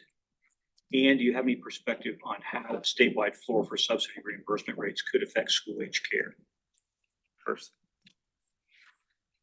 I don't know how many of you have seen the North Carolina market rate sheet that we use, but it's really all over the place and hard to read. So if you I don't have a visual with me, but if you took all of our counties and you kind of lined them up and you put their reimbursement rates, what you'd see is kind of like a roller coaster right now. So that market floor would basically just even that out. So it would make it a little more equitable because right now what's happening is my programs in the rural communities and my programs in the cities, more urban programs, they're providing the same level of care. They're all licensed. Every program I have is licensed. So we have the same requirements for staff. We have the same programming requirements. There's no difference in the amount that we spend per program as an organization, right? However, there is a very big difference in what we are able to capture for care through subsidy. So there's a big funding gap there. A big funding gap. Our short pay alone last month was about $8,000 for the year, and that's for one program. That's just one program. And I operate 29. So when you do the math on that, that's a lot of money. That is DSS short pay, which means that's the difference between what it costs for that child to attend that program and what we are actually paid for that child to attend the program. So in 1 year's time, one program can be anywhere from $40,000 to $100,000 in short pay in DSS funding. So it's a big gap. And I'll go on what Eric was saying. So when you look at the subsidy rate, there's over 3,000 subsidy rates within our market system, and that's very cumbersome for our subsidy units, and it's not super efficient for directors and people who have to enter that data in, on the front end. I think a subsidy floor is going to be great at making this part of government efficient and more accessible to directors who have limited time already, who are always in the classroom. When you look at differentiation in rural and urban, it's a big hit with subsidy. One thing that we see is like a lot of our rural locations struggling with, they provide the same care, the same money, but they don't have that equitable pay that goes along with that. That creates, continued workforce issues in those areas. And it creates kind of a further divide between the urban and the rural aspects of things. But I think the big thing that we have to think about is just those differentiations in subsidy rates between school age and non-school age children, and how that can create, problems for programs. Another thing that's huge when we think about subsidy is the back payment system that we have in the state. If I'm a program, I get paid via subsidy after I provide the services. That's a huge problem if I'm already in the red, right? I'm providing services, I'm already, maybe helping parents out, I'm already $4,000 behind, and now I have to wait another month to get my subsidy reimbursements and then another. So I'm always catching up. When we think about the mental health of our administration and our directors, that just adds fuel to the flame. And it creates another gap, a 30-day gap where I can say like, I can't do this anymore. And then that care drops off. So we have to rethink how we, give that money out in the state. We have to rethink about the rates at which they are given and know that, 25% of the kids on subsidy are school-age children. So it's a big hit for families and for directors. Well, and I'll add to that, like in North Carolina right now, we have a larger population of children that are age 5 to 12 than we do birth to 5. And in 2014, when that law came into effect with the 130, 200%, what that basically does is it says if you make more than like $40,000 and you have a family of 4, you don't qualify for school age assistance. That's a family income. Yeah, that's a family income. So if I have a 3-year-old and a 6-year-old, my 3-year-old qualifies, my 6-year-old does not. Where does my 6-year-old go? We recommend that families don't spend more than 7% of their income on childcare. And right now, families are spending around 25% or more on childcare. And so we are really negatively impacting families financially right now with that. And I think the federal guidelines recommend like 85% of the federal poverty rate is what we look at for subsidy, which would be about that 200% mark in North Carolina. So. Thank you. Okay, the next question is for the whole group, for all of our panelists. Earlier this year, the North Carolina General Assembly passed into law House Bill 412, which included a number of policy updates affecting delivery of care and enrichment for school-age children. It clarifies use of school property for after-school care, updates building code rules, and creates a new licensure work group to look at streamlining regulatory requirements related to physical structures where the care is delivered. Could you talk about your perspectives on how the policy changes in House Bill 412 have affected the work you and your colleagues do? There's got to be more licensed care. Well, but I'm gonna refer to y'all first. I don't think I've seen the impact yet, but I anticipate it will make hiring easier. One of the pre-K programs in my school is Telemon, which is a Head Start program, and so they were struggling to find a certified lead teacher in the past. They had the kids and they had the instructional assistants, but they couldn't quite find someone who met the criteria. But now the criteria, you can be licensed in multiple ways. I think that will make it easier then to keep the program staffed. Most boys and girls clubs across the state are unlicensed, so it doesn't pertain to most, but I did reach out to one of our organizations that does have licensed sites, and they thought it was very helpful for school-based sites and ease the financial commitment of for program supplies. And there was more equitable access to the subsidies, they thought. They also thought that there was a need to increase the child care subsidy across the state to reduce or eliminate the waiting lists. And they needed clarity about separate identifiable spaces, because you can only have 25 kids in a separate identifiable space. But if you have a gym, that gym could be separated, or it could just hold more than 25 kids. And a lot of Boys and Girls Clubs have gyms and other large rooms, and so there needs to be some clarification around that. And I'll say that I have licensed 9 programs since House Bill 412 passed.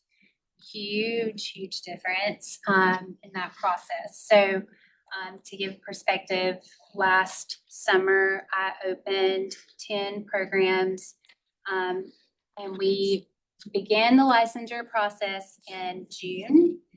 And we did not finish the licensure, like even opening the temporary license. From the time we started to opening the temporary license was December 15th.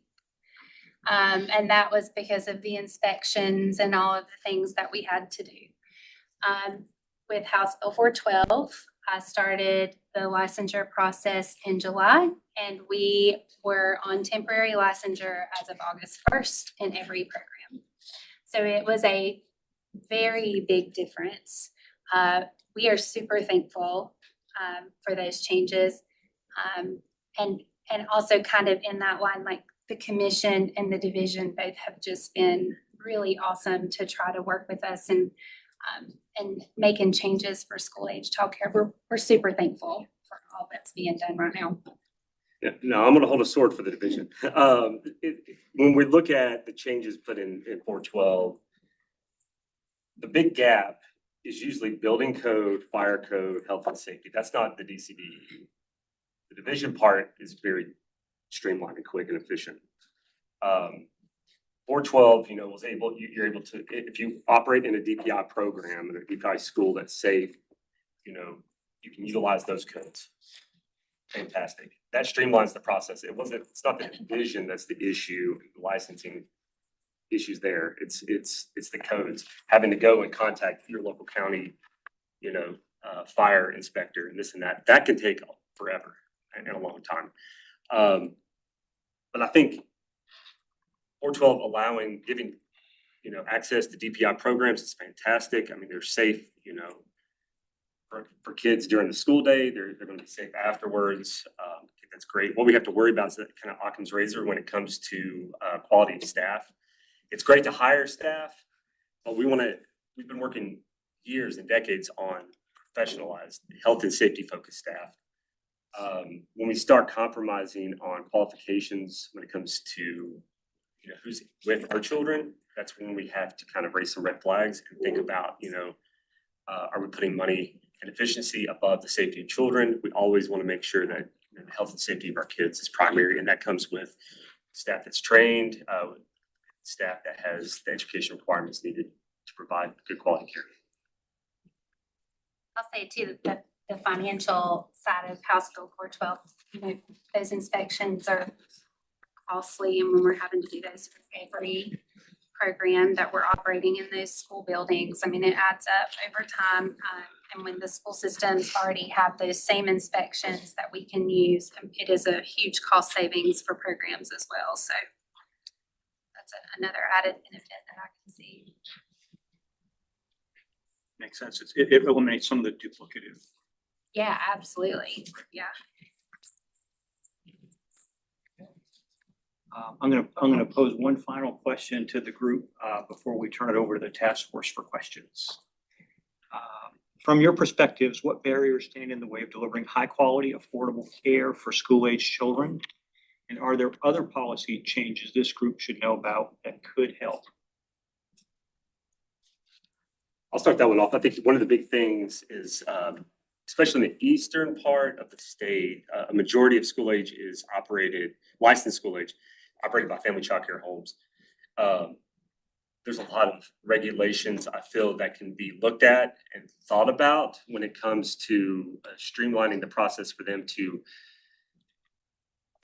open, if they want to open and be small business owners, because we're pro-business in North Carolina, and to continue to grow as a family child care provider. I think if we can look at zoning issues, if we can look at standardizing regulations around having a business in your home and make that more applicable and efficient, we're gonna see upticks in the eastern part of our state with licensed childcare and people who can, utilize those spots that are not there right now. I'll say, workforce is just a huge barrier, school age care in particular. We are working with the commission in the division to look at how we can make some of those things better. But I think there are a couple of things that when you're hired, John kind of touched on this a little. You have to have an NCID. You have to have a Works account. You have to have an ABCMS background check account. You have to have a Moodle account. You have to have like all these different accounts for licensed childcare in North Carolina. We do see a lot of our licensing violations come from these trainings and different certifications and things. And when you talk to the staff about it, they're like, well, I didn't know, I don't know how to get to it. Like I went to Moodle, I tried to find it and I couldn't. It's very archaic and very confusing for staff. And so I would love to see some kind of like a integrated dashboard for early childhood where they can log into one place and they have a workforce letter, they have a background check, they have training, all of their things in one place so that they're more successful and they feel empowered to do this themselves. Because right now, as an administrator, I have to sit down with them. I have to show them where to log in. I have to show them where to go. It takes a lot of time. I actually have one staff member who this is her entire full-time job because we just have gotten to the point that our directors don't have time to do it. So I have one person who's allocated to travel across 3 counties and log people in and show them where to find their trainings and their background checks and how to get their fingerprints done and how to do all of these things. So if there were a way to streamline that, I think that it would definitely empower our early childhood staff. I think that it would make that so that they're not having to have their hand held and somebody walk them through it. They're going to know where all of that lives and how to access it. The other piece that I think is we really can use school age childcare as workforce development. We could be partnering with our high schools. We could be partnering with community colleges. There are apprenticeship programs and internship programs right now with the CTE in high schools that they have such a big emphasis on them. Early childhood is not one of them. And we need to make that a bigger emphasis across our state. There are so many ways that we could be tapping into these young people. After school's a great opportunity for them to get in the workforce and find out, do I like this? Is this something I want to do? We have a teacher shortage. So I know that we've worked on some things with community college to start developing those pathways. So just to see some of those kind of things come full circle and start to be implemented and see our young people really being developed as educators from an earlier age and seeing their potential, I think would be really incredible. Also, the subsidy market floor would be amazing to see. That would be such a huge financial impact to providers. And I think right now, I just spoke with a provider 2 weeks ago. I'm on an advisory council for Western Piedmont Community College, and she's a provider who is also on this advisory board, almost in tears because she doesn't know if she's going to have to close. Your providers are struggling, whether they are early childhood or school age, and they're waving flags. They need help.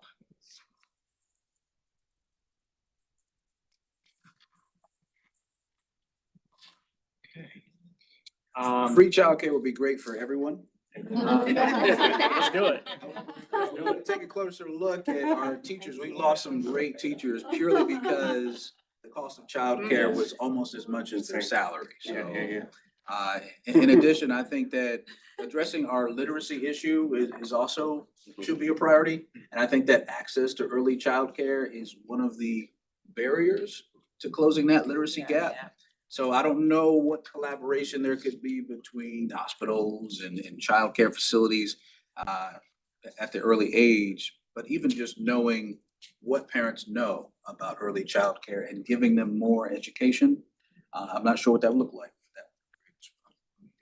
And I'll follow up on something that Erica said, then say something obvious and then something a little bit less obvious. One is that the North Carolina CEOs and board members of Boys and Girls Clubs got together several times this year and came up with a strategic plan process, and their focus in the coming 5 years is going to be workforce readiness for teenagers in particular, but younger folks as well. So we're already working on the soft skills, and many of our clubs are working on the harder skills and the exploration and that type of thing, but that's gonna be a continued focus for us.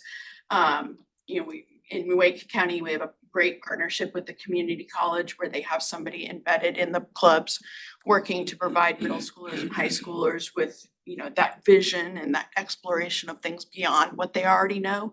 And so things like that, the Spark Lab that is in the club in Wilmington, first Spark Lab that is outside of a school in North Carolina, some innovative things like that. So you're gonna be seeing more of that from Boys and Girls Clubs.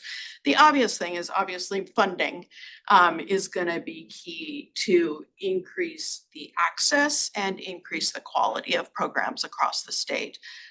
Elizabeth mentioned, I think that 23 or 27, we're in the minority.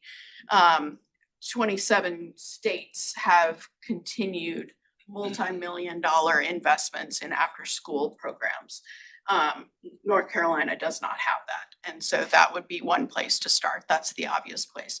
But also there are things like when we do have grants, many of the grants want to know outcomes. And while we have our own system for monitoring outcomes and we can compare it to the Youth Risk Behavior Survey, that type of thing, one of the ways that we also provide outcomes is through report cards.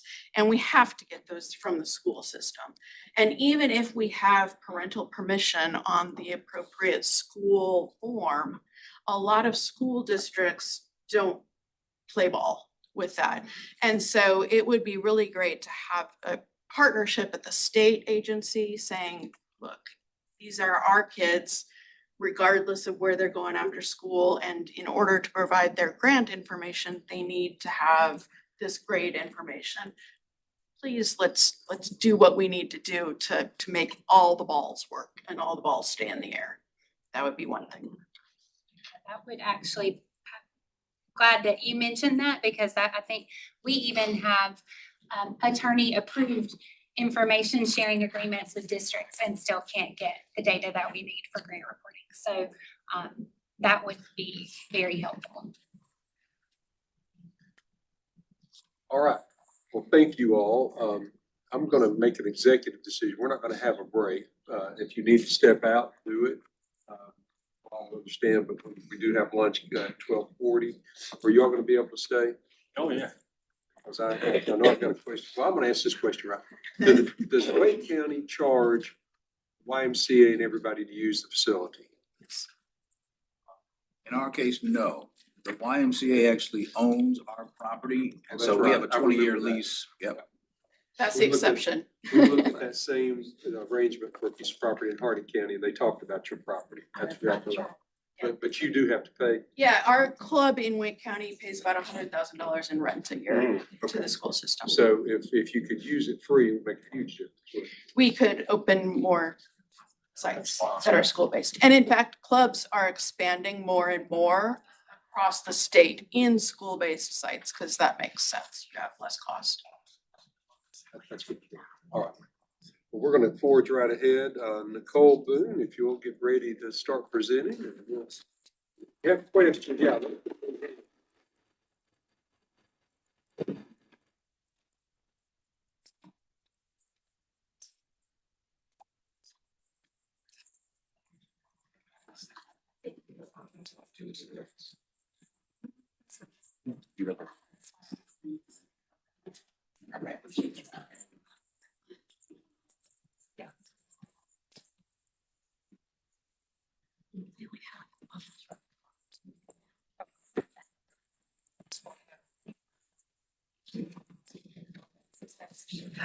Yes, ma'am. Go ahead and start. So as mentioned, my name is Nicole Boone, and I am the birth degree policy advisor and PDG project coordinator at the Division of Child Development and Early Education. And I'm pleased to be with you all today to share with you all the amazing and innovative work that we've been doing with our PDG project grant that we received back in 2024.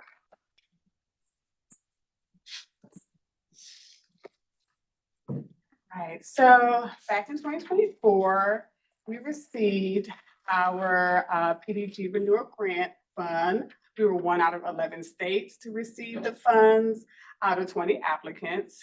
It was a competitive process.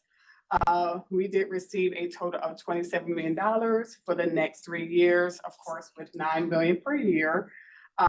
This grant cycle do require a 30% non-federal match annually, which is approximately about $2.7 million annually, or a total of $8.1 million in total.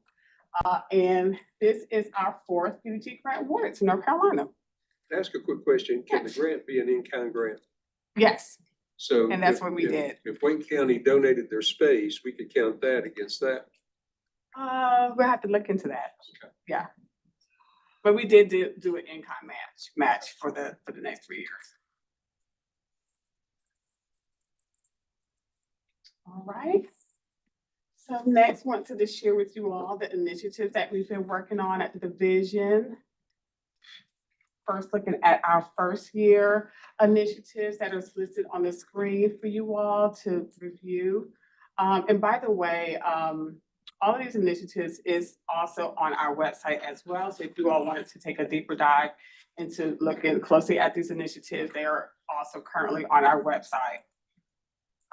So in 2024, we launched a total of 7 initiatives, which resulted in moving the needle to strengthening and supporting our early childhood system. A couple of our projects did focus on strengthening family engagement through community of practices and family engagement resources, with majority of our projects focusing on direct workforce supports.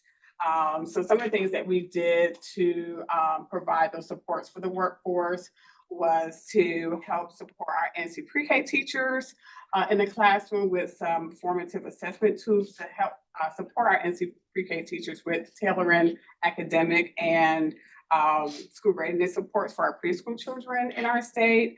We also worked alongside with the Infant Early Childhood Mental Health Association to provide some professional development supports for professionals in our state and providers in our state in regards to infant early childhood mental health endorsements, along with working with the UNC School of Chapel Hill with our adult mental health first aid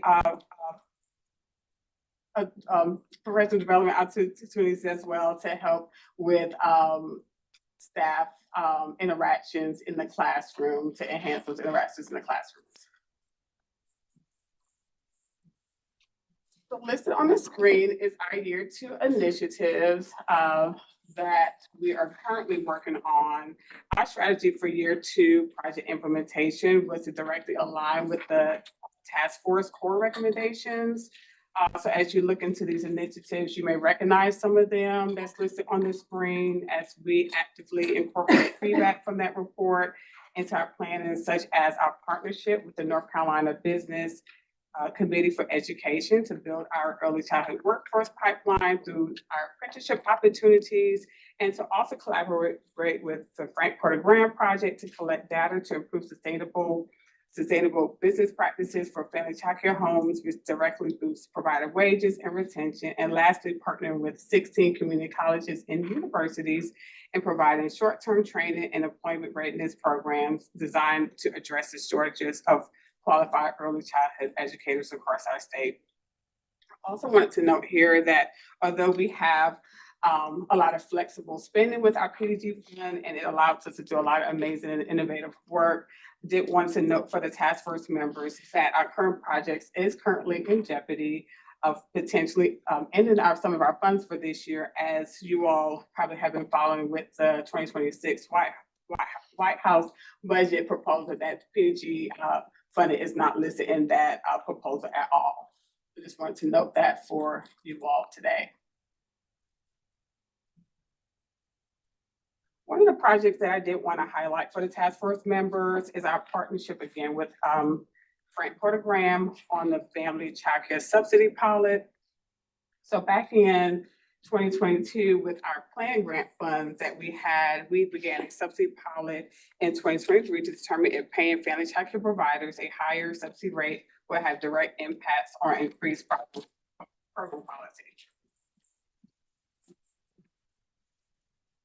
So the Family Child Care Home Subsidy Pilot did include a total of 199 provider participants statewide who serve children 0 to 5 from the time span of July of 2023 to February of 2024. Payments were made over to 1,000 unduplicated children across 42 counties, in which we distribute a total of $3.6 million in enhanced subsidy payments throughout that time. The payments were based on enrollment rather than attendance.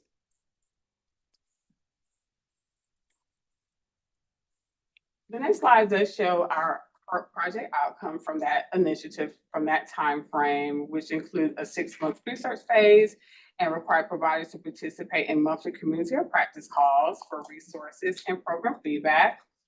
The completed evaluation does show positive impacts of increased rates on program quality, provider well-being, and business sustainability.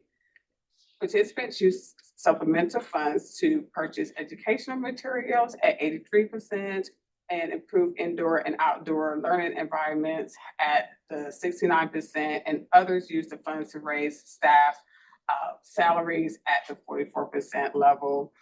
And of course, some did use it for improved business practices at 41%. These outcomes did make a connection and alignment with the true cost of care. That did not show up well at all.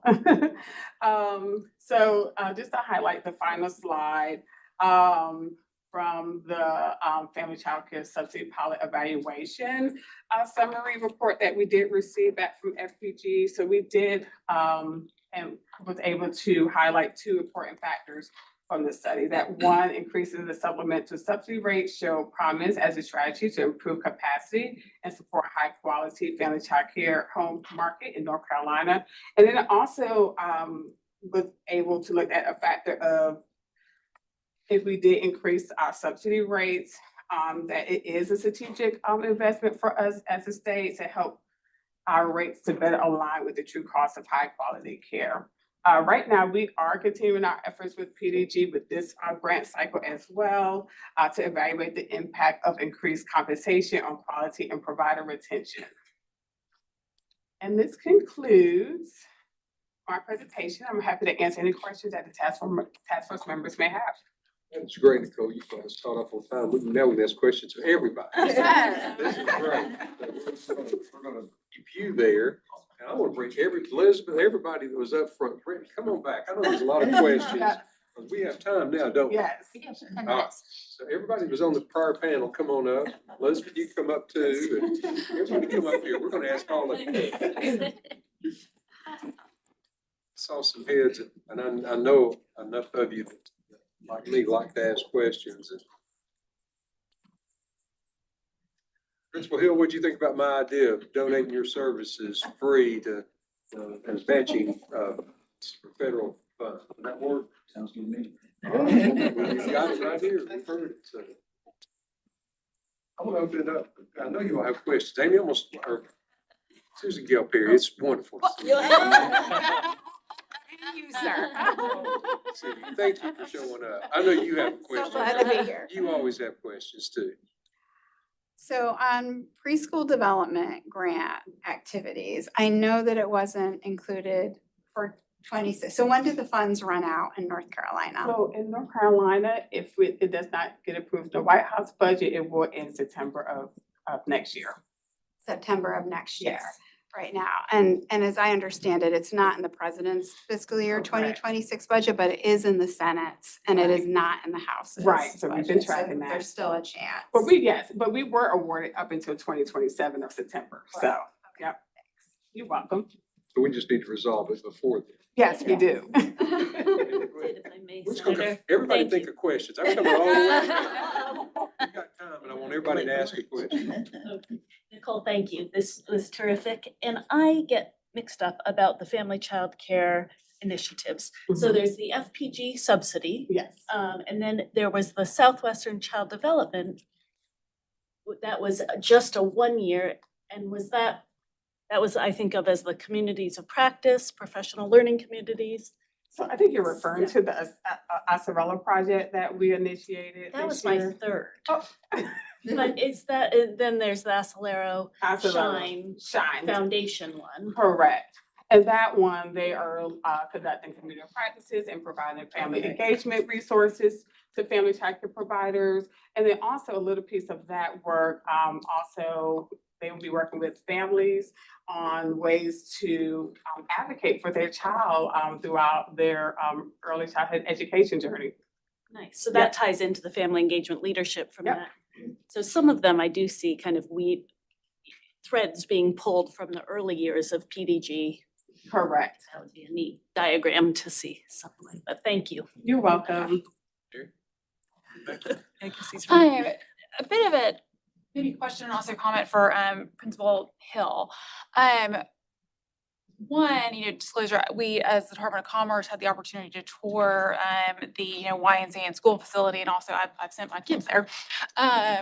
But one of the things that really jumped out to me is how this partnership model really fosters that sense of community that, to my mind, helps the parents develop those other support networks that they need that isn't necessarily a space where government or policy can or should fill in. And I'm curious how much of that is deliberate, and an objective or a goal of your model. Yeah, I'd say it's all highly deliberate. So technically, that school and that community is what's called a purpose-built community.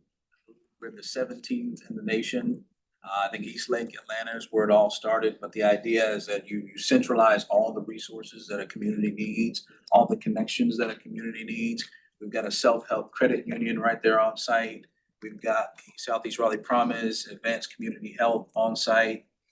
There's Cafe Orleans just opened up, it's a restaurant that's on site. And then you've got the school, and then you've got the Beacon Ridge Apartments, where many of our students live, where our cafeteria manager used to live, where our security guard currently lives. So you've got connections all throughout the community, and we're all kind of supporting each other with the different outcomes that we're chasing. So one of my favorites is the health outcomes. The disparities between Black and brown students and white students when it comes to drowning are quite significant. But at our school, we interrupt that because the students receive swim lessons 6 weeks in the fall and 6 weeks in the spring during their PE class. So I would say, yes, very intentional. So there are multiple committees that lead the work. There's a joint use agreement, that's a legal agreement that determines how the space is supposed to be utilized between this party and that party. And of course, common sense and good faith kind of fill in the gaps. But there's a steering committee that meets on a bi-monthly basis. There's a Beacon Site committee that meets on a monthly basis to kind of set the trajectory for our different outcomes and action steps. He's the mayor too. Anybody else come right on around? Break at 12:40, so. Lunch down, I have two. You can ask one and then we'll think about it. I'll ask them both at the same time. No, first of all, I just have to say, Erica and I connected on this. I went to one of her programs for a couple summers as a kid, and it was phenomenal. So she did and still does an amazing job. I have a question for Principal Hill. First of all, I'm just curious in terms of transportation, how are you all resolving that? I know the example you gave, the mother works until 6 p.m. and the program till 5:30, and I'm assuming that there's probably some creative solutions, but I'm curious what that looks like, especially in Wake County with our transportation. Yeah, so right now, we're just going up the chain until we can get a yes. But it's still in the process. There hasn't been a resolution yet. What we're trying to figure out is how we've been able to manage it for 6 years, and now in the 7th year, our school opened 2019-20. Why is this a new issue? Of course, there have been some new funding challenges, so I'm not sure if that's a factor or not, but yeah. Go ahead. And the tutoring ends at 5:30, but the kids can stay until 6 p.m. Okay. So we'll be able to work it out for that particular young man. And we actually get, we've worked year by year, and I know she talked about, I think you called it short pay. The YMCA covers a lot of the cost associated with the program. We've worked over the years to get more scholarships opened up. So right now, they actually offer us about 30 scholarships a year for students, which may not sound like a lot, but for a school of our size, that's almost 10% of our students that they're willing to offer free after-school programming to. So there's lots of kids like that young man that get a chance to, to have a barrier removed. I'll say all of our Ys are doing, like we do those scholarships through all of our programs. So it goes anywhere from 25% to 65%. And then we do have 100% scholarships too. That's all funded through the YMCA. So. Yes. Elizabeth, you had I think it was 660, and I may have that number wrong, students that weren't able to access programs. I'm curious, do you have, and you went over this and I missed it, and I apologize, but in terms of, is it more accessibility in terms of program availability in a lot of areas, or is it more affordability, or is it truly 50-50 combination down the line? So it's all of the above, and there is a slide. Let me see, I can tell you the numbers. So I can get the numbers correct You for you. have so much great information that I Yes. couldn't keep up the whole time. Yes, so 60% of parents or 59% of parents were saying that costs are the barrier. 45% report availability, so it's either not in their community or it's not in an accessible location in their community. Relatedly, transportation is a barrier. About 39% of parents report their kid does not have a safe way to get to and home from programs. So we often see, like, for programs that are located in school sites, that eliminates the transportation barrier on one end, but maybe not the other. And in our rural communities in particular, where students might be bused a really long distance to get to their school site, parents getting from work to the school site to pick their kid up in time is a really big problem. If I've run into transportation as a problem once, I've run into transportation as a problem a million times, including how to get the workforce to work. Sometimes is also like we worked with Elizabeth City State University and other higher ed to place university students at school site or at after school sites in North Carolina, and transportation is the barrier to getting college students to be able to work in after school programs. It's a really pernicious problem. And then the program hours were another that parents report are difficult for them. They either don't offer before school hours that parents need, or they don't operate long enough after school, or for students that might work second shift, or for parents that might work second shift sometimes. The hours just don't line up. One more question. Right over here. Yes, ma'am. It's a little bit of a comment. Really grateful you all are here. Parents I work with don't experience childcare as a 0 to 5 situation. They experience it as a 0 to 12 situation, or older, right? And for folks, I think to John's point about the eligibility guidelines dropping, we hear from parents who might have been able to work full time, support their family's economic security when their children had a childcare subsidy 0 to 5, but when they're no longer eligible for that, starting at 6. People are being forced to leave the workforce, and that has broader economic security implications. And I don't know if you all see that in the programs that you have, where people without access are having to, cut their hours.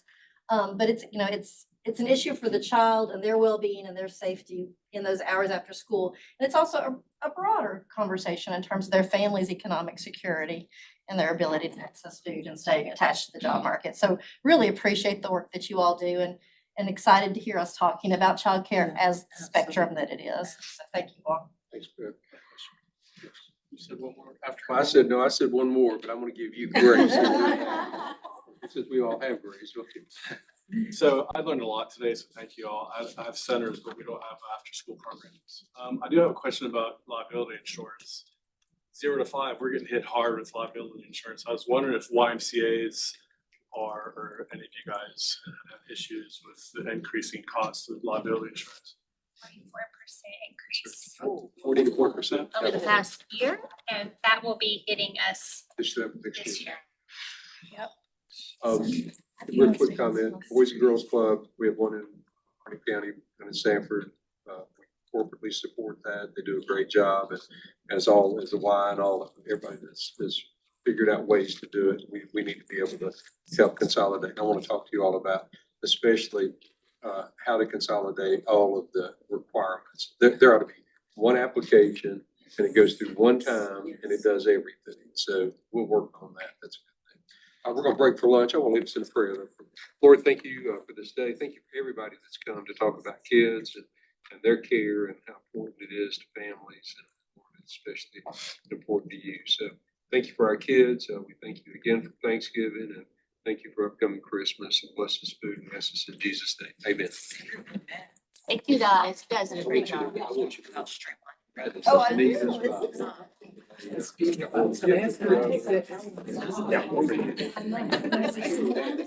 There's one to understand. I did. I needed a break.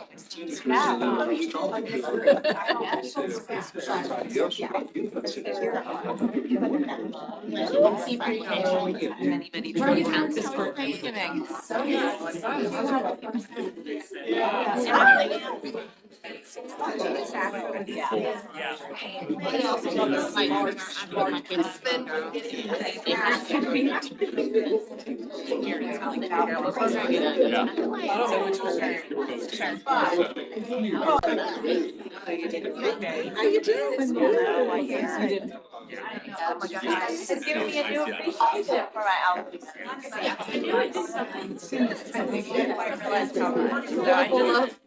Well, on the way in section of the grocery store yesterday, they had like they're actually possibly a learning here. Oh my gosh. It does take longer than I realized. We can help. I've updated the spreadsheet. Yeah. And then where did they go? So we talked about I see. No, I know you do. This is how, like, when I started on here, Back when we were in like,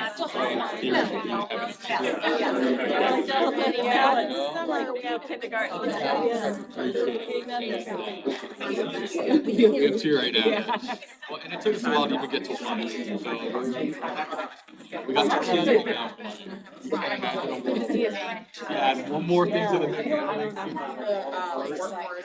Compensation like steering committee, so like I just did. I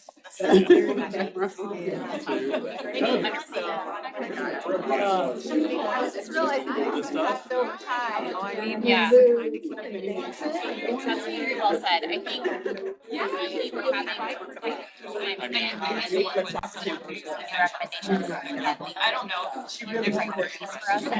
Randomly goes, oh, I used to work here last month, so, yeah, like, it's great work. I'm excited. We're excited about that. We shared with everybody at that a week before, like, by the way, there's not. We I just think about, yeah, Next commerce, like not budget, a- so I'm just thinking about like that slide. Down.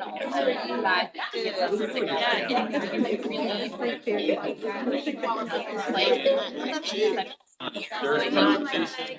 I will send it by my I don't know, that's one person's perspective, but. How much? Right, so he shared that on the work meeting, and that had me thinking like, and I have, there's gonna be like a 6 month run up. Policy is or is not initiated around funding, it's gonna be about like rural minister Yeah. has taken because people don't really understand it. It's something we try to explain like in economic development. All of your. So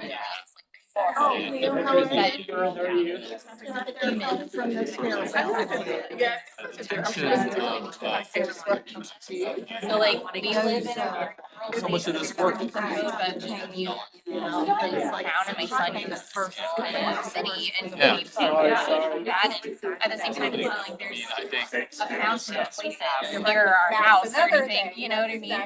So like. But that is one thing. Gotta make it clear. It was like 9. Finance. Talk about it, how it's playing out. I don't know if it's playing. Thank you. Almost like I hate to. So Mary, she sits at the Society for the College. Does some work with. It's just Yeah. major. So I have a name or something. Yes, we met, yes, good to meet you. And I'm yes, a month in with the 2 days. And she doesn't want to quit, so I think we're doing a good job. I think we're doing a good job. I don't know if I told you. Carlos, good to see you. Did I tell you? Okay. That's part of why I feel like I'm always run down. Oh, okay. Place that one or? That lady. Yeah, exactly. Yeah, we just is about to go out any day now. I know. She's 2 days past her due date. Okay. So, You know, she's still here. She was like, I'm more really today because now I think I was lamenting, your comment about what we need for revenue to do it. I mean, all of the farms, right? I'm gonna tell you like.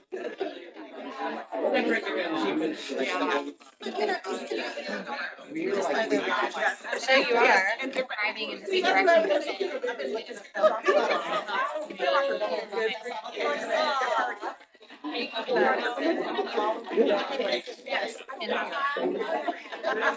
bet that's busy, isn't it? There's so many programs.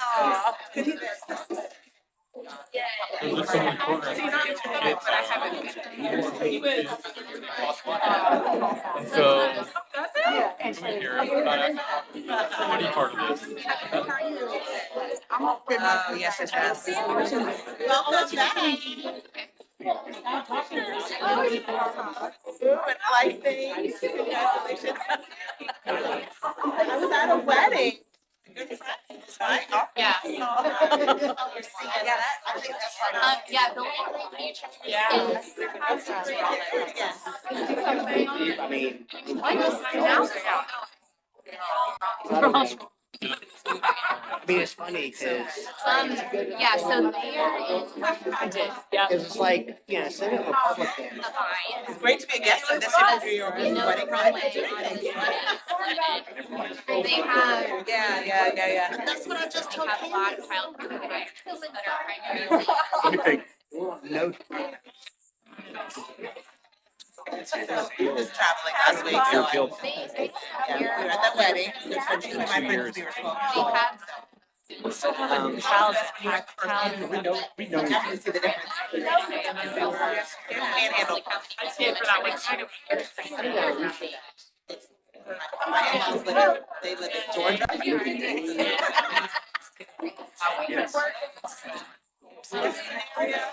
don't know. Good. It's wonderful, actually. I know you were in Texas.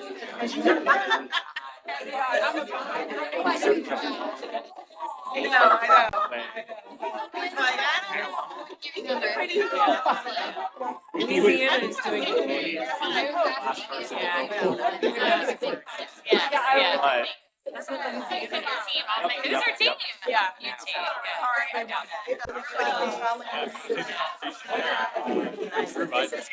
Sharing from the teachers. I'm happy to do whatever. I don't. Yeah,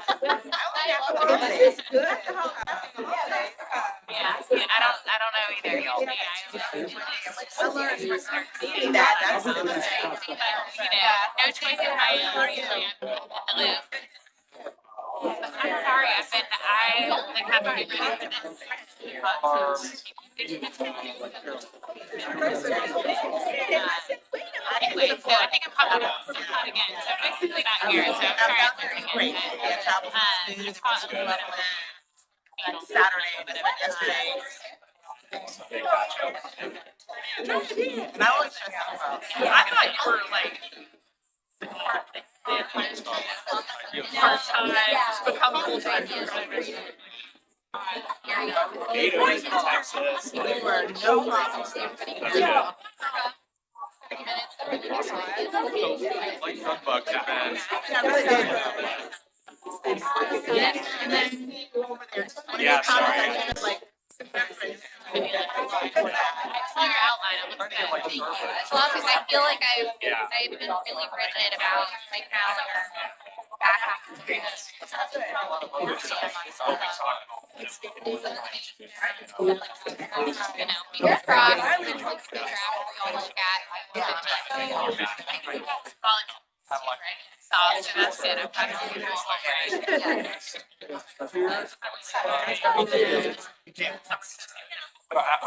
Initially, we said, no, we're not gonna get to that. Like, just to feel like.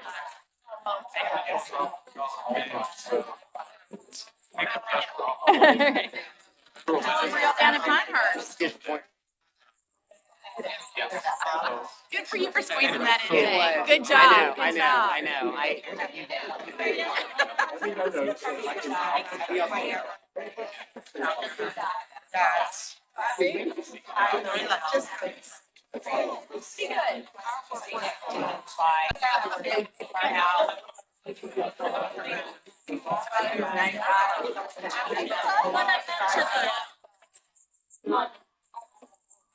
Yeah, yeah.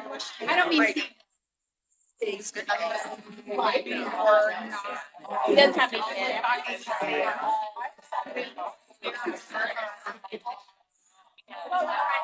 So for the steps on help and a lot of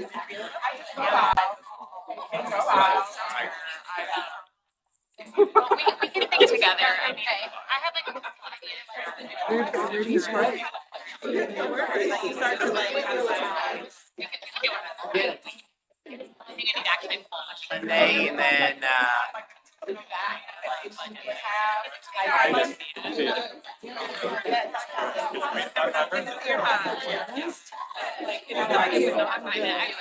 want to check in with you. I'll pass it down. It was done. Yeah, Yeah, not but bad. at the same time, it was. Let's try to find a way to do it.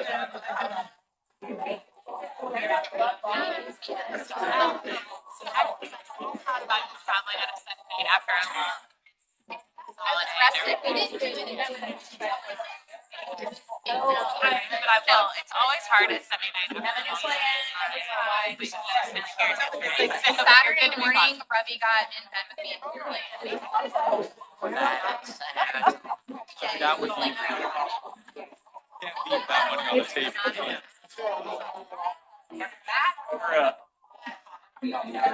hey. Oh, I'm getting that.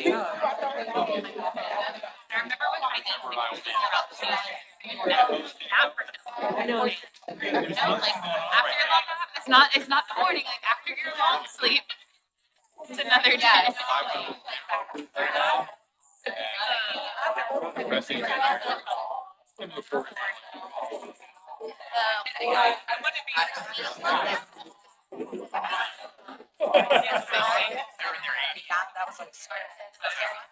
you were explaining that the regs.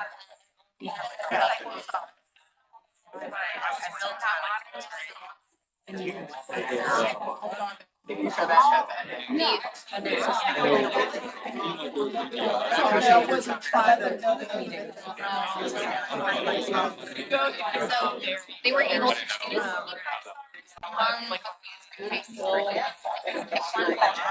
Yeah, I would have never even identified.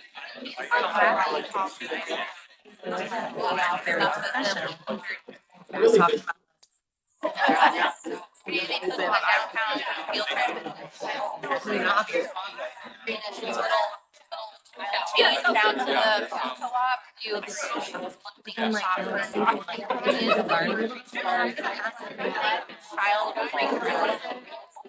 I'm sorry to.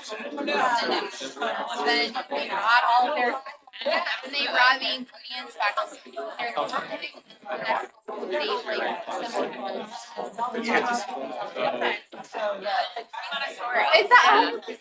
It's just having investment in relationships.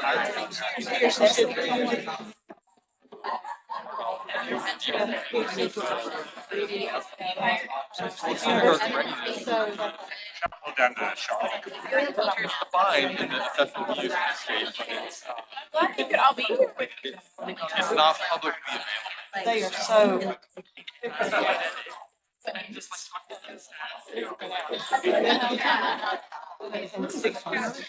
That is spread out, wow.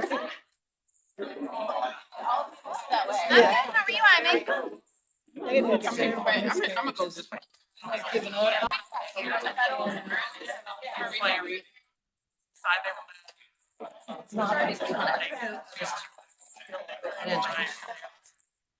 She was a. It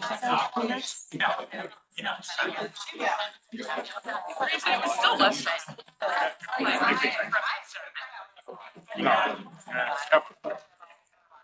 And so now. Yeah, I think. She better work like that. Yeah, and they.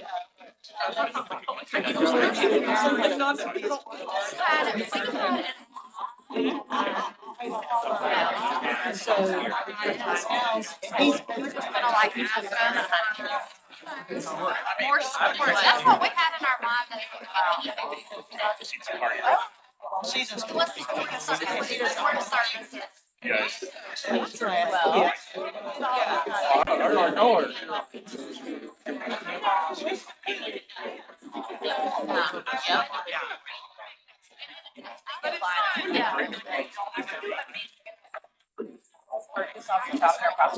Yeah. They put you in a room. and you can-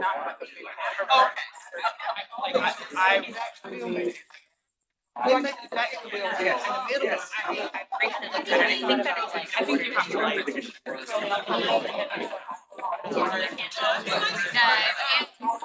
fine.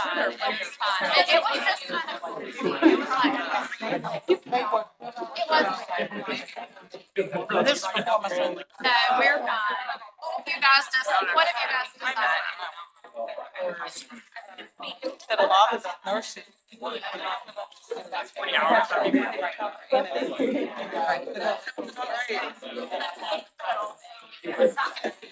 I'm guessing it's 50 states and Washington DC.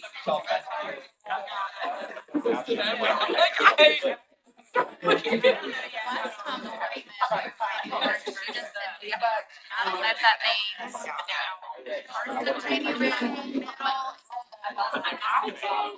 Stupid because it's the same administrative place. You know what I'm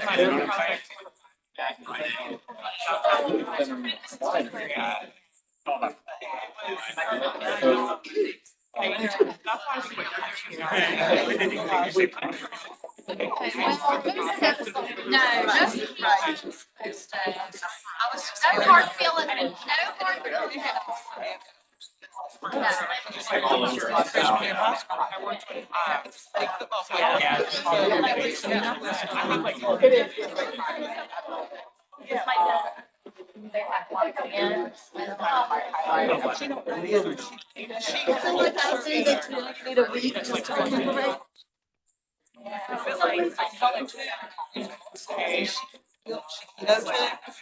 I think what you're doing is good.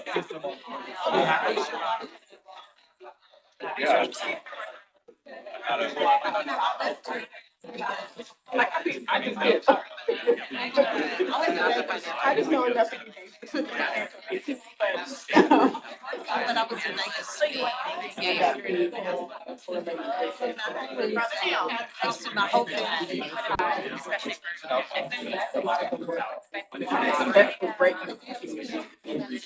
Strange how they wear it like.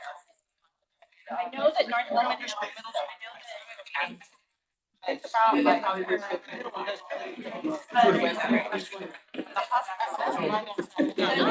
you for coming. I'm just.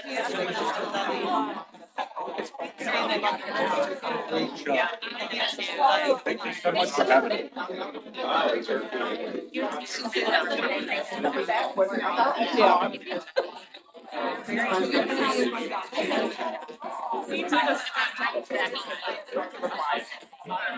I sent it directly.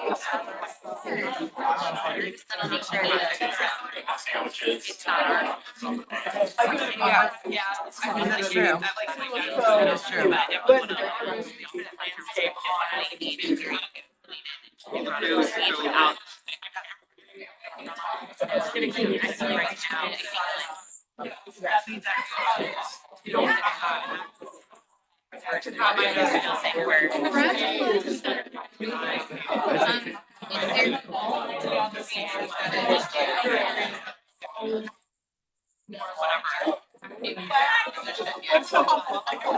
don't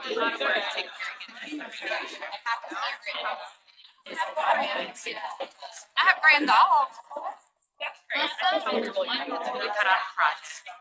I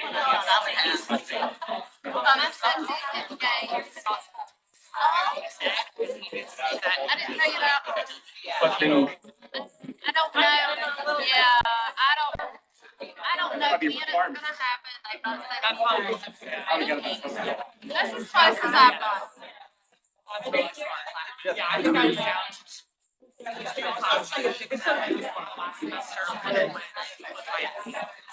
I took some big data. Oh, no. The last couple of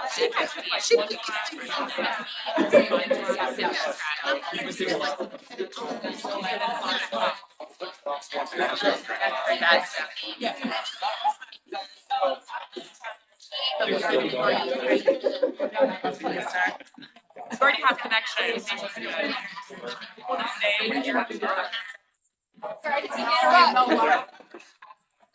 Sticking out.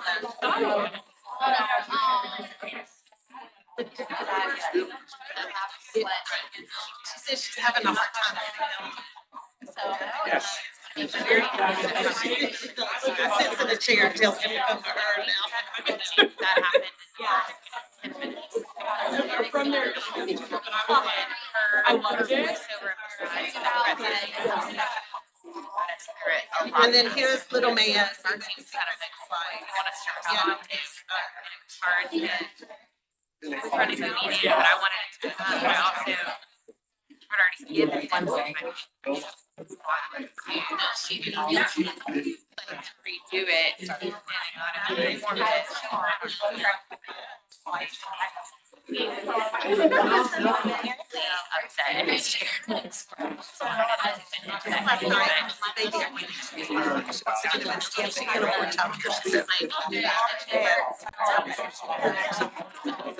will say.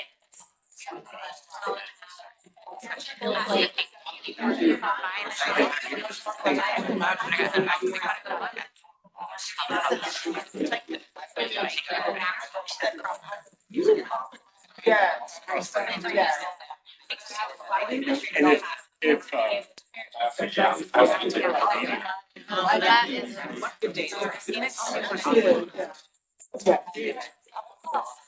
Yeah. It's always retirement in I was like, this might. Frustration that like.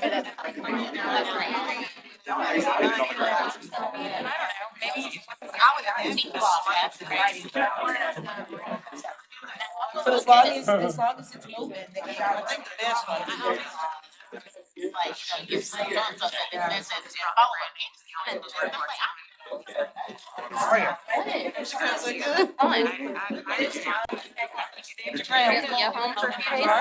Remember a week after. Nice. Yeah, she got done. If I could help, I'm passionate.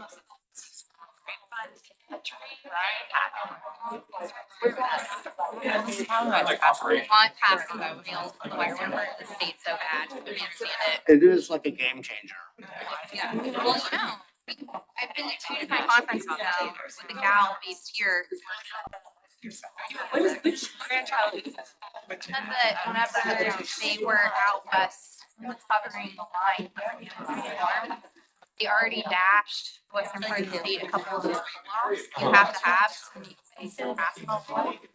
So now it's taking two or three more with that.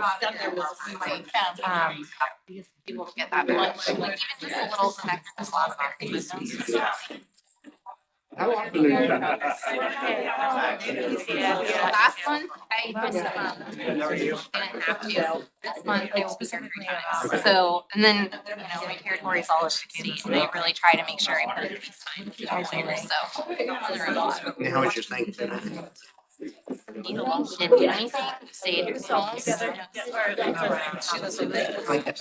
Yeah, his parents were really involved with increasing their lives to serve children with disabilities. And also. New education. Other side of that. They hate our house because they don't like being in temporary. That I don't know what. They're really. They're important. I think they're never gonna do, even though none of us. I'll look it up. Clever went through these with them. So they can get firmly in the ground, like. It's really okay. He is like, he's a whole time. I was out there, and it's doing really nicely. And I think it's like a good balance. But I'm trying to nudge him to do a little more. It's like taking like what never had, and like it got so much more like structured than it was, and more flexibility than it has been in 5 years. We've had a kid, we've had everything like if you wanna go on a race, that, like, I don't.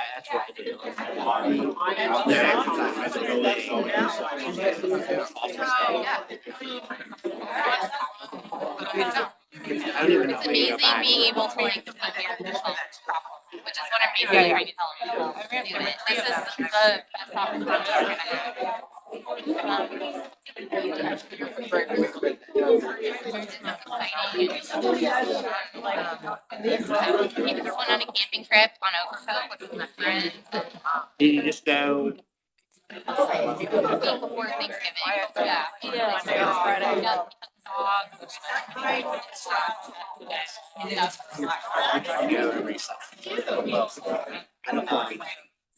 Yeah, good to see you all. I'm my dad. So.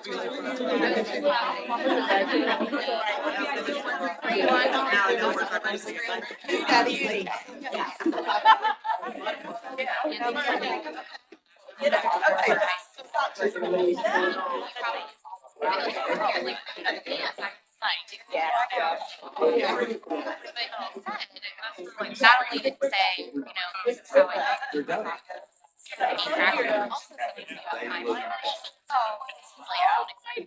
I was very happy. Yes, and I hadn't gotten my wedding.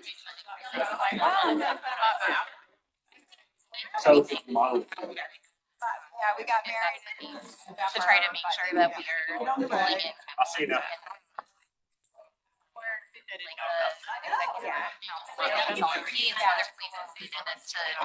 we were trying to do last year when we had that. I mean, it was very helpful. It was only like. Get those ideas out there. Yeah. And it was magical. And we're gonna have it time. That time comes. Like, let's talk about what that looks like in the last minutes of today. Because I think it's already in the surface idea. I am there most of the time. I really want to make sure that.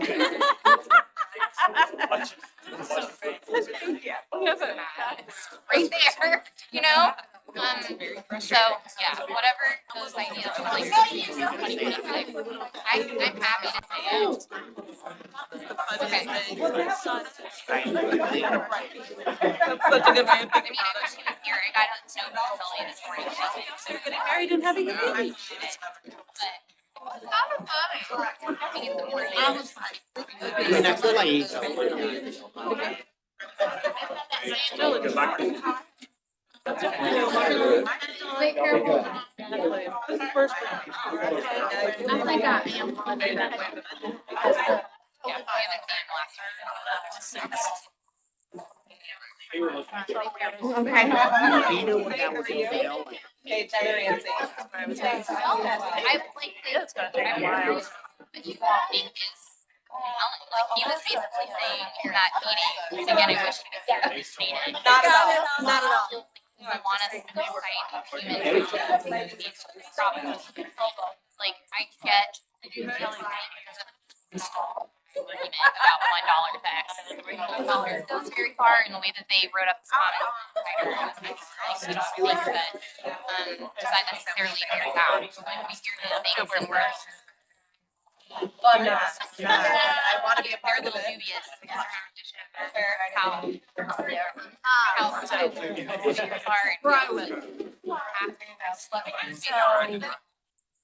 So many ways it's now. Say hi to you. Your eyes. Whatever it is, like perhaps I had to be that. Because people are hearing that. And in the past, we heard other feedback from community. So my opinion is that it's probably since they got comments, like I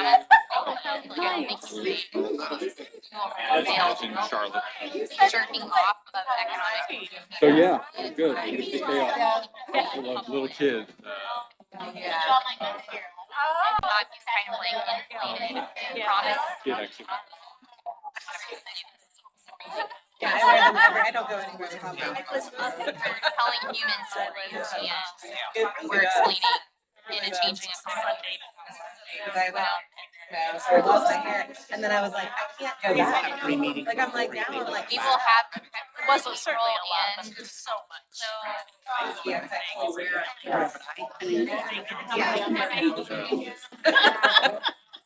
I can start being helpful. Good. But all the family together. All the family together. And then any other subjects that we've touched on a little bit here that we haven't surfaced at all yet. Maybe some touch the personal. Well, that's true. Some Yeah. things that we need to prioritize. That'll be the So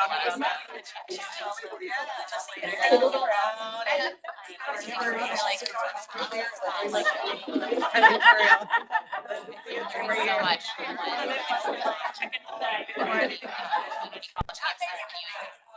I had to really was Great to meet you. Great to meet you. it's my time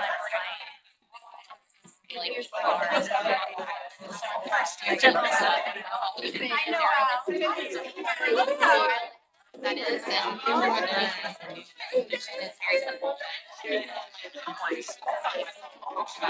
Make sure that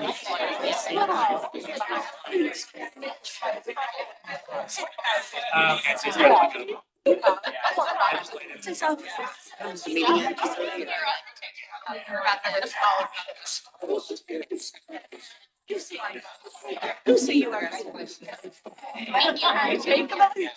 Like he was just. His parents. Yeah, I was talking to him on the phone the other day, and I was working from the coffee shop in South Mitchell. He was in West. I was like, basically out of Tin Man. Yeah. Good trip? I did, Good. I did. Where do your parents live?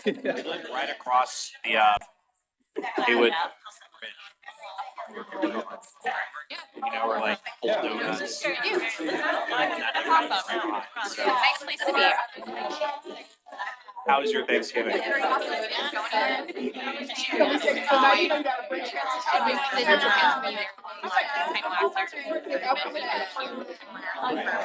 Yeah, it's nice to be back. You're gonna be the best friend. For sure. Reliving it, all this. One thing I noticed, I mean, it feels like. Terry said Jenny and I were Going out there, It was busy, so busy. Yeah. It's good. It was lovely. I feel like I got those emails, updates, vibes were good. You do? They were. Well, I appreciate the presentation. I'll email, we are gonna try to do a push this year. Okay, yeah, absolutely. What we're gonna do next is have reports from our task force work group, ideas and action. So you can take your. While you between bites, you can. Sam, do you wanna go? Problem is, Yeah. Why don't you go first since you're not eating? Good to see you all. Thank you so much for turning your attention to some of the progress that our work groups have made. I just want to acknowledge we have several of our members who are able to be here today. So as I'm reviewing some of the progress that we've made, please feel free to chime in, raise your hands.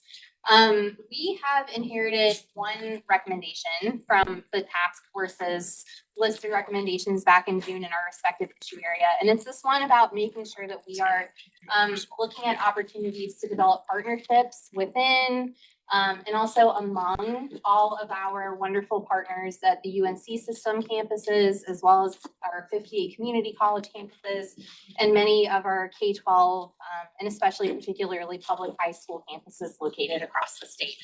And the objectives there are really making sure that we can increase access to childcare for public employees. That's what the task force is interested in focusing on. And also there's some language specific to that in Executive Order number 10 that we're looking at. And also making sure that we're increasing access to care for students at some of these institutions. So our approach so far in the meetings that we've conducted is first of all to sort of get a sense of what the care landscape looks like at campuses and institutions in all three of those different buckets. We have 17 UNC system campuses. One of them is a high school, but for the most part, there are colleges and universities located all over the state. 58 different community colleges with many more campuses than that located across the state and more than 1,000 public high schools located across North Carolina. So there was a lot to explore. And then as a subsequent step, we started talking to some of the experts. So in our most recent meeting a few weeks ago, we invited someone from a UNC system institution, NCA&T State University, to talk with us about a really exciting child development lab that they have on site. They provide care to children of faculty and staff at NCA&T for a very subsidized rate. We also heard from Denise Worley, who is a leader at what's called the Regional Center for Advancement of Children that's located at Haywood Community College. And she talked a little bit about what that on-site childcare delivery system and lab school model looks like. Both of those are lab schools, by the way. And then we also had an expert from a project called BCS Learning Labs that's based at Buncombe County Public Schools that delivers on-site childcare at 4 different public high schools in Buncombe County to talk about what that model looks like for them, how many children they serve, ways that it affects talent acquisition and retention for the school system, how it delivers and sort of upskills training and skills development for prospective entrants into early care and education, the high school students who function in that program, and also, interestingly enough, kind of the ways that they make sure that they target the CTE opportunity to students who have other career interests. So students who might be interested in medicine or becoming a first responder or psychology or occupational therapy. They certainly market the opportunity to work and get on-site skills in their childcare and early education setting that way to those students too. And we spent some time with them talking about needs that they have identified for us and also opportunities to amplify and replicate the successes that they have delivered to students and staff who are taking advantage of these opportunities. We've learned rather a lot of things. So folks in the work group, please chime in. But first of all, we really see that there have been a lot of successes that have come about in these 3 examples and others, but they're all hyper localized. So it's not like we were hearing that there's a ton of external communication about the successes of these projects and programs. We would certainly like to see more of that. And we think it might help encourage other campuses in those 3 buckets to take those steps, especially if they heard more about the opportunities that it was affording the campuses who are taking these steps. We also noticed that there really are just not enough opportunities among peers in these spaces to share opportunities. Within the UNC system, the example that we heard about and the experts who came to join us talked about how they have one recurring opportunity pretty regularly within a peer-to-peer network, but the others didn't necessarily share that. And they certainly explained, that would be something valuable to them if we could make sure that there was better opportunity to collaborate and uplift the opportunity to replicate these models among colleagues, and certainly the folks from the community college campuses and the K-12 campuses who are engaging in this type of care delivery or other childcare related benefits for their workers. If they could gather more frequently, share information, talk about how to troubleshoot challenges that they were experiencing, that would be really additive for them, and it's something that they identified for us. We also heard that a lot of these successful examples were not only braiding money, which is something that we hear frequently, this phrase blending and braiding funding, but they're also blending and braiding resources. So we heard, especially from the folks at the K-12 level, talking about how the financial benefits to them were not only because they had extra investment from Buncombe County that was trying to promote the work they were doing at BCS Learning Labs through cash and grant infusions to the program, and not only from the general fund of the school system where they're operating, but also they got the benefits of being able to be co-located on a K-12 campus, janitorial services, custodial services, access to nutrition that's offered on site through the school system. So really how to maximize the opportunities that come from where you are and who's leading those programs. Those are things that we would like to capture, lessons we would like to learn and be able to impart to colleagues in those areas so that those ideas can be scaled elsewhere. We also learned that the learning lab model, even though we heard about it from all three of our expert examples, isn't necessarily going to be great for every campus.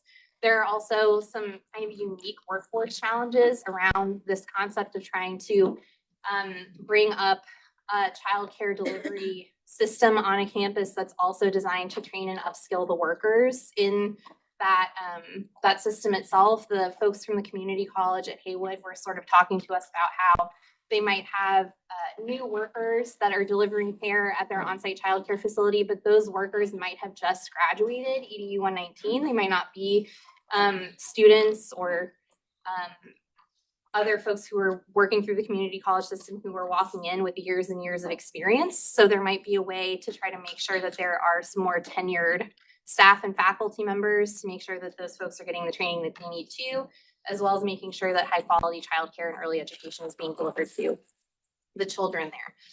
So a couple of the ideas that have come up across the last work. First of all, we heard over and over again, members of our work group and also some of the folks even who have spoken with us as experts, this need to sort of develop a how-to guide or a step-by-step plan. What does it look like at each of these three institution levels, the UNC system, community colleges, and within K-12 to deliver on-site childcare and early education or some other similar worker-facing benefit related to childcare. What were the approaches that they utilized? Where did they begin? What types of funding do they leverage to do this work? What other types of funding are available through opportunities like 45F and other employer-related federal tax credits that they might be able to take advantage of to make it more affordable? What are some of the obstacles that they went through along the way? How do we capture that and then make it something that is shareable with other schools, other organizations within those three levels to help them understand this is where you begin, and within say 2 years time, this is where you can end up. Making sure that we can really jot that down and also look at cost benefit analysis for this type of thing. If you're investing in the delivery of care on site at a high school, this is how it's helping you draw in talent to teach in your public school system. Making sure that they understand what the reward is there too, just like with any other employer. We also wanted to make sure that we were encouraging interdisciplinary engagement at some of these on-site learning opportunities. So the example that we heard about from NCA&T, again, I think I mentioned this previously with the K-12 example, but they were really indicating to us that in their lab school model, it was important to them that they made it clear the type of enrichment and academic achievement that could come from being on site and working with students in their on-site child development center outside of just the one child development major, making sure that they were working with other academic departments and other teams to take advantage of the learning opportunity that was available to higher education students by virtue of having an on-site child development center. So again, capturing all of that and making sure that it's shareable. They also, again, just to uplift this, really identified to us over and over again, the need to expand peer-to-peer learning and information sharing opportunities so that these ideas could scale. I think that that's a really low-hanging way for some of us at the task force level to get involved in supporting people who are already doing this great work and making sure that it can scale in other communities. And then this is not necessarily ancillary to the 3 examples that we heard, but something that's come up repeatedly, especially as a cost of the shutdown and related to some of the information that we heard in our larger task force meeting earlier this year about disaster recovery and reflecting on Helene, what it might look like to be able to leverage strategic partnerships with UNC system institutions and community college campuses and public schools around delivery of emergency related childcare for first responders in times of disaster. So we have some more to look into on that. And then I just quickly jotted down a list of some of the things that we need if we're gonna advance some of these next steps. First of all, looking more deeply to fact check some of the information that we've grabbed on our landscape of all of the care that's being delivered on all of these different sites. We have more than 1,000 public high schools in the state. We're aware of maybe a little over a dozen of those campuses that are delivering on-site care. I think it's important to make sure that we understand completely what all of the different school systems and what all of the campuses are doing. So making sure we can round that out and really nail it down feels important. We also want to make sure that we are using kind of increased and regular connection with the institution campuses at all 3 of those levels around the types of care delivery that they're doing and the types of care benefits that they might be providing to their workers, just to make sure that we are learning from more than a couple of examples at each of those 3 levels. And then making sure that we're gathering plenty of data and perspectives to make sure that whatever guide we're trying to develop reflects their experience and their expertise. And then finally, some of our work group members asked for some data on the federal government shutdown and how it impacted federal employees in the state of North Carolina so that we can understand that better and prepare for subsequent interruptions should those come up. And then maybe a data poll to organizations like the NGA about what other states are doing to support career and technical education partnerships in public schools and other emergency or natural disaster childcare plans that exist in other states. Did anybody else have anything to add? The only one that you didn't mention Yeah. is that several of these locations are becoming hubs for expanding into other sectors of the public workforce. So A&T was saying that they're looking at scaling to the city of Greensboro, like if they were to grow. And so I think, you know, just looking at each of these locations as a locus for future scaling could also be helpful without kind of reinvent the wheel in those locations. Does anybody from any of the other work groups have any questions for us about the public sector? I was just, how much did you get feedback about the barriers, like that really kept them from doing it as quickly as they wanted, or to the scale they wanted, or did you get feedback from that?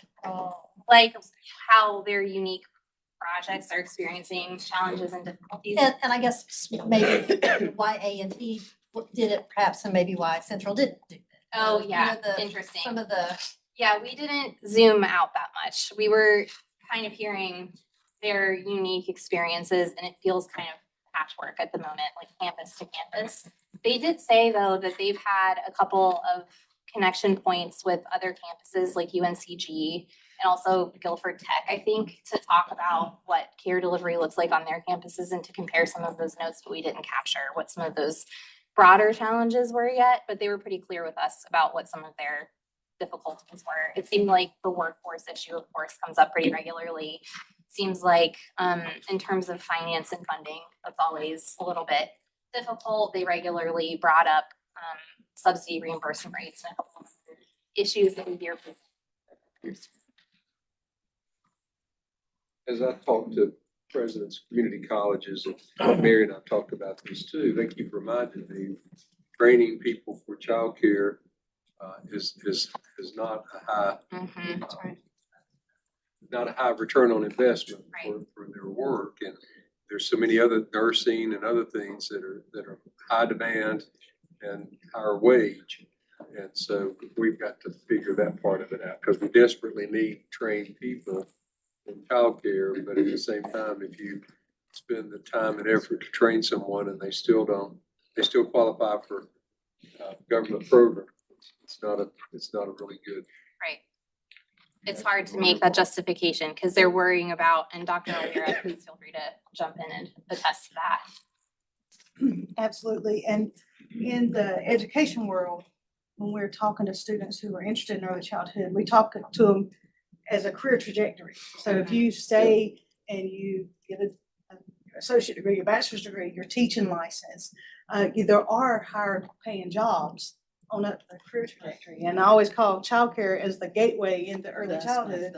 But what happens is those that are really dedicated to the field, they typically keep going to education, and they come out of childcare to take other jobs or take license jobs that require a teaching license. Especially if they get married, start having children, you know, they Yes. want to earn more, and we got to figure that part out. But I will tell you, when the community college was presenting, you know, the people that work there are state employees, and they get benefits just like the faculty and staff at the college, which makes a big difference, a huge difference.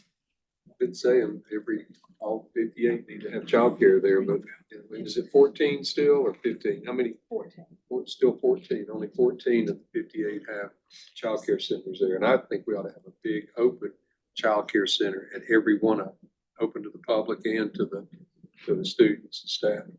And Haywood talked about how they serve some of their city employees and They do. and prioritize certain city employees. And also offer a mix of hours to meet students' unique needs, because not every student needs full-time care and that kind of thing. So Mary, can you have that done before we come back?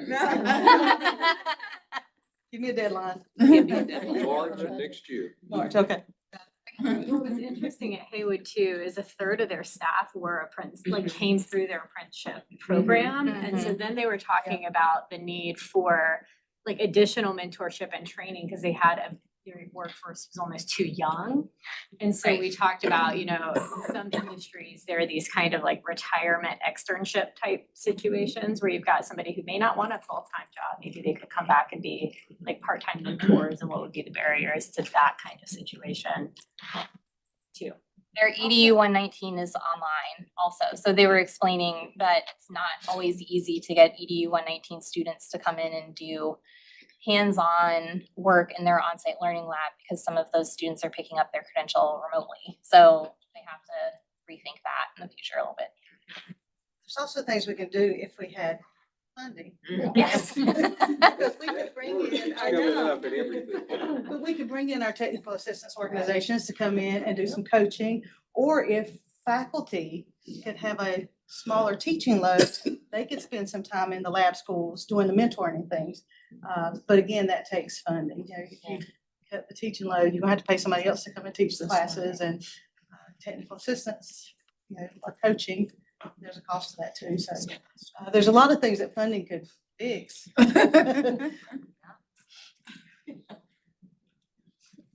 Anything else? No, sir. Who wants to go next? Go next. Hi, everyone. So our work group is focused on workforce compensation and supports for the early care and education workforce. We have 3 recommendations that we are working through. And so we spent our meeting in November digging into 2 of them. And so today in our meeting, we have Rhonda, Dan, Susan, Representative Crawford, Chaudhry, and Mary Elizabeth. So please chime in if there's anything that I've missed here. And I also want to thank Elizabeth Eierman, who is interning with us this fall and has been providing a lot of support to our work group in particular. So the 2 recommendations that we were looking at in our past meeting was 1, develop approaches to offer non-salary benefits to childcare professionals, which, as folks might recall from our June meeting, that was very high on the list of recommendations. And then 2nd, we had linking existing workforce compensation and supports programs into a more cohesive set of supports. So we were fortunate to have a couple of guest speakers join us from NC Chamber. We had Steve Garris to talk about Carolina HealthWorks, which I'll say a little bit about, but Deborah, you're here, and I know Gary is on the line. So if there's anything else y'all want to add, that would be great. And then we also had a speaker from the Charlotte Bilingual Preschool talk about kind of how they've applied some of the workforce support programs. So first, I'll start with non-salary benefits. We have taken a big focus on health insurance in particular, as that's one of the highest need benefit areas. Of course, there's others like retirement benefits, paid leave, et cetera. But I think the latest data we have seen, Christine, let me know if you have more updated, but from the 2023 early years workforce study, it's about 49% of licensed centers that offer health insurance to their employees. So a lot of folks still left in the gap in terms of accessing health insurance. And so we looked at a few different strategies and approaches for how we could try to address this in the long term. One was looking at the state health plan. Two was subsidizing ACA marketplace premiums. Three was an association health plan, and this is where I'll talk a little bit about Carolina HealthWorks, which is similar but not exactly the same. And four, increasing awareness and navigation support. So on the first one, we looked into the idea of adding early childhood educators as folks who would be eligible to be part of the state health plan. It is an idea that is really attractive conceptually, but in our research of other states, we have not yet found any other state that has been able to do that successfully. Colorado did explore this idea, determined it was not feasible due to administrative and financial barriers. We think that would also be a challenge here in North Carolina. We know that the state's annual contribution per employee is roughly $8,500. So this option would probably be challenging to do in the near term. Second, we looked at subsidizing ACA marketplace premiums, and the idea of this is putting state funding towards the cost of ACA premiums. This one is particularly challenging in the moment that we're in, given the federal landscape where we have almost 1 million people in North Carolina who get their health insurance through the ACA marketplace. Congress has not yet taken action to extend those subsidies. So on November 1, about 888,000 people who rely on ACA marketplace plans likely saw their premiums double or more. We do know that ACA plans are a way that a lot of childcare employees and owners access health insurance. So we're already in a very challenging situation with the potential loss of these subsidies. In terms of, so we have yet to see what happens in terms of whether Congress will actually extend those ACA tax credits before December 31st of this year when they expire. In terms of what other states have done on this, Washington, DC is currently using, I guess, district level funding to subsidize those premiums. Washington State has piloted it, and Connecticut is also moving forward with the pilot. But given the funding environment and also the significant uncertainty around the federal ACA tax credits, this feels also like a longer term option to consider for health insurance. Third, we looked at the association health plan option. And again, please, Deborah and Gary, chime in if there's anything that I've gotten wrong or that you would like to add. But I think this is a great opportunity to share that the NC Chamber recently launched Carolina HealthWorks. It functions similar to an association health plan for small businesses, though it is not exactly. It is an MEWA, a multiple employer welfare arrangement. And it just launched on October 31st. And what it will do is offer another option for small businesses with 2 to 50 employees who are members of their local chamber or the state chamber to access a health plan option. Each employer will work with the entity to figure out a unique plan. So it will look different for every employer based on their employees' risk profile and health status and things like that, but it will be another option. And so I think it's still early. We have a lot to learn and excited to see what comes from this new option. And I think we have an opportunity to kind of track on what happens with what costs childcare providers are, what kind of options they're able to get through Carolina Health Works. And so I'll pause there to see if Deborah or Gary have anything you'd like to add. I know that this effort has been a long time in the making. Gary, anything you'd like to share? Yeah, thank you. You did a really nice job. I appreciate it very much. And apologies for not being able to be with you in person today. Was up north for visiting family for a few days and didn't want to share what I brought back with me with anybody. So we're taking care of that. What Carolina Health Works is an opportunity for, and it was explained really well, for 2 to 50 employers to come together, pool their lives. But each entity will have its own risk assessment to it, which is unique. There's not been a product like this in the marketplace for well over 30 years. So it was a long time in coming. The House, the Senate, the governor, and Department of Insurance all came together to agree on the parameters for the program and to make sure that first and foremost, it protects people and it protects those small businesses. So we're off to a good start. We don't have a lot of data as yet. As was mentioned, we have only been in it 30 days. We got approved on October 31st and open enrollment started November 1st. So we'll be happy to provide regular updates and information. And there's been close to 4,800 groups that have been quoted so far with it. And we're finding really good feedback coming. It's not going to be for everybody because it is risk adjusted. But it's going to help a lot of people who have had no options to this point. We're already hearing good feedback. So happy to answer any questions. Thank you. Thank you, Gary. Deborah, anything? Okay, so I think there's an opportunity for us here with the task force to keep track of what's happening with Carolina Health Works, but also make sure that childcare providers do know about it. As Gary said, it might not be the right option, but it is another option that at least folks could explore. And then finally, in the health insurance bucket, we talked about, we haven't looked into this as much, but there is an opportunity to increase awareness and navigation support for Medicaid expansion. We know was a big win for people who are small business owners. Childcare certainly falls into that bucket. And then ACA plans, even though that is very much in flux with the federal subsidy. So there's more that we can do to see, what do our current navigator groups do? Are there any efforts that are tailored towards childcare providers to help them navigate Medicaid expansion and or ACA plans, or potentially something like Carolina Health Works? So that's where we landed on the health insurance piece. On the second recommendation for linking existing workforce supports, the idea is really thinking about, we have many different kinds of workforce support programs available today for both current and prospective ECE professionals. Things like Teach scholarships, wages, Building Bright Futures, childcare academies, the family childcare home supports, but those are not always, not in every county in the state, and so might not be available to all.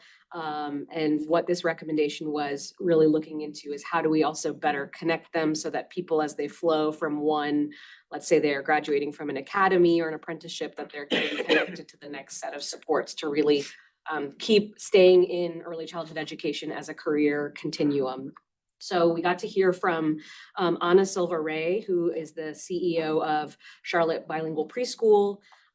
She shared with us the way that her childcare program has really been kind of doing this work organically. They've been thoughtfully kind of leveraging existing programs like they participate in Building Bright Futures.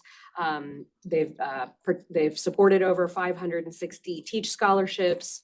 I think they've graduated 27 apprentices from Building Bright Futures, and then they've provided some additional workforce development supports on top of that, and I think helped highlight you know, it's taken effort. They have 2 dedicated workforce staff who are focused on, you know, thinking about the professional development of their trainees and how they get connected and become long-term employees and how they retain those folks.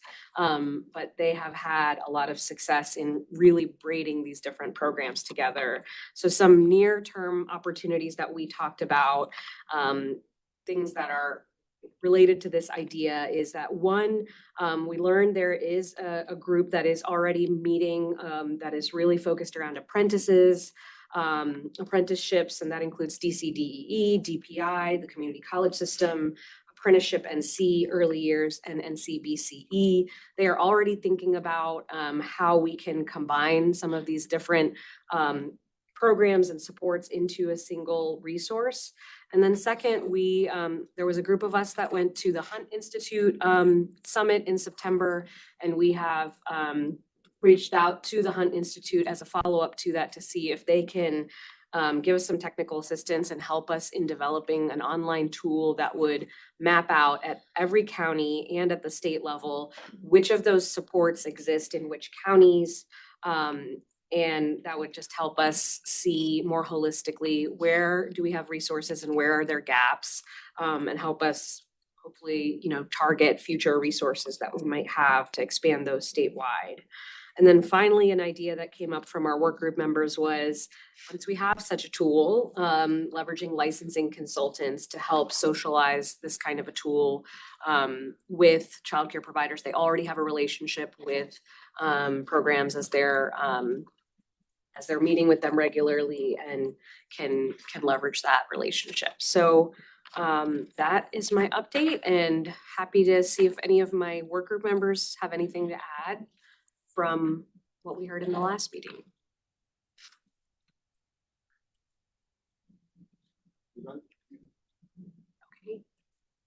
Before you sit down, Yeah. did, one of the, you know, everybody, we talk about funding. Yeah. We're gonna talk about the idea of, I think, I can't remember, Michigan, one of the states did it where they raised the tax on the sports betting. And we were talking about that as far as doing funding. So I think we need to double it from the current 16%. Please, let's talk about it. There's a group of us who are gonna introduce a bill to do it, and raise it from 16% to 38%. We definitely need increased revenue, so that would be What kind much of revenue, appreciated. what does that revenue generate? What does that generate revenue wise? Got it, I've got it at the office. I'll send it to you. You wanna be on that with me, don't you? I do wanna be on Tom wants to do it. There's a bunch of us that are gonna do it. He is to Say dedicate it's all for the it to early children. childhood. You know, if it's for the children, everybody thinks it's sport.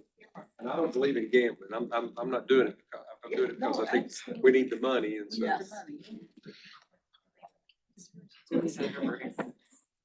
right, who's next?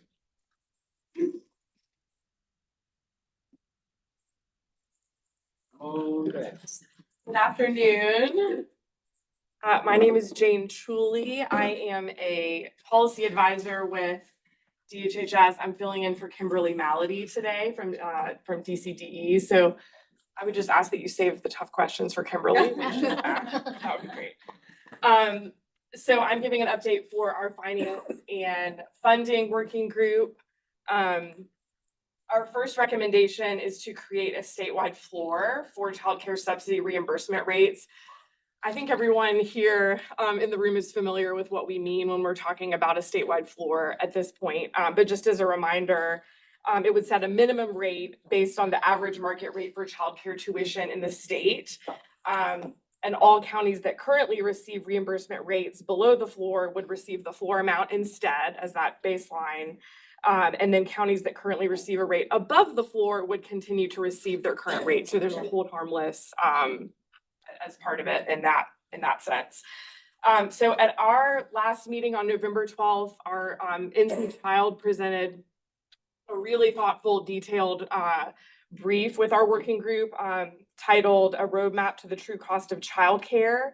And it was their kind of initial draft of an approach for aligning subsidy payments for ages 0 to 5 with the true cost of care over 4 steps or phases. The brief also included a lot of really great data on the economic impact for the investment of each step, the impact on the state's GDP, childcare jobs created, total jobs created, et cetera.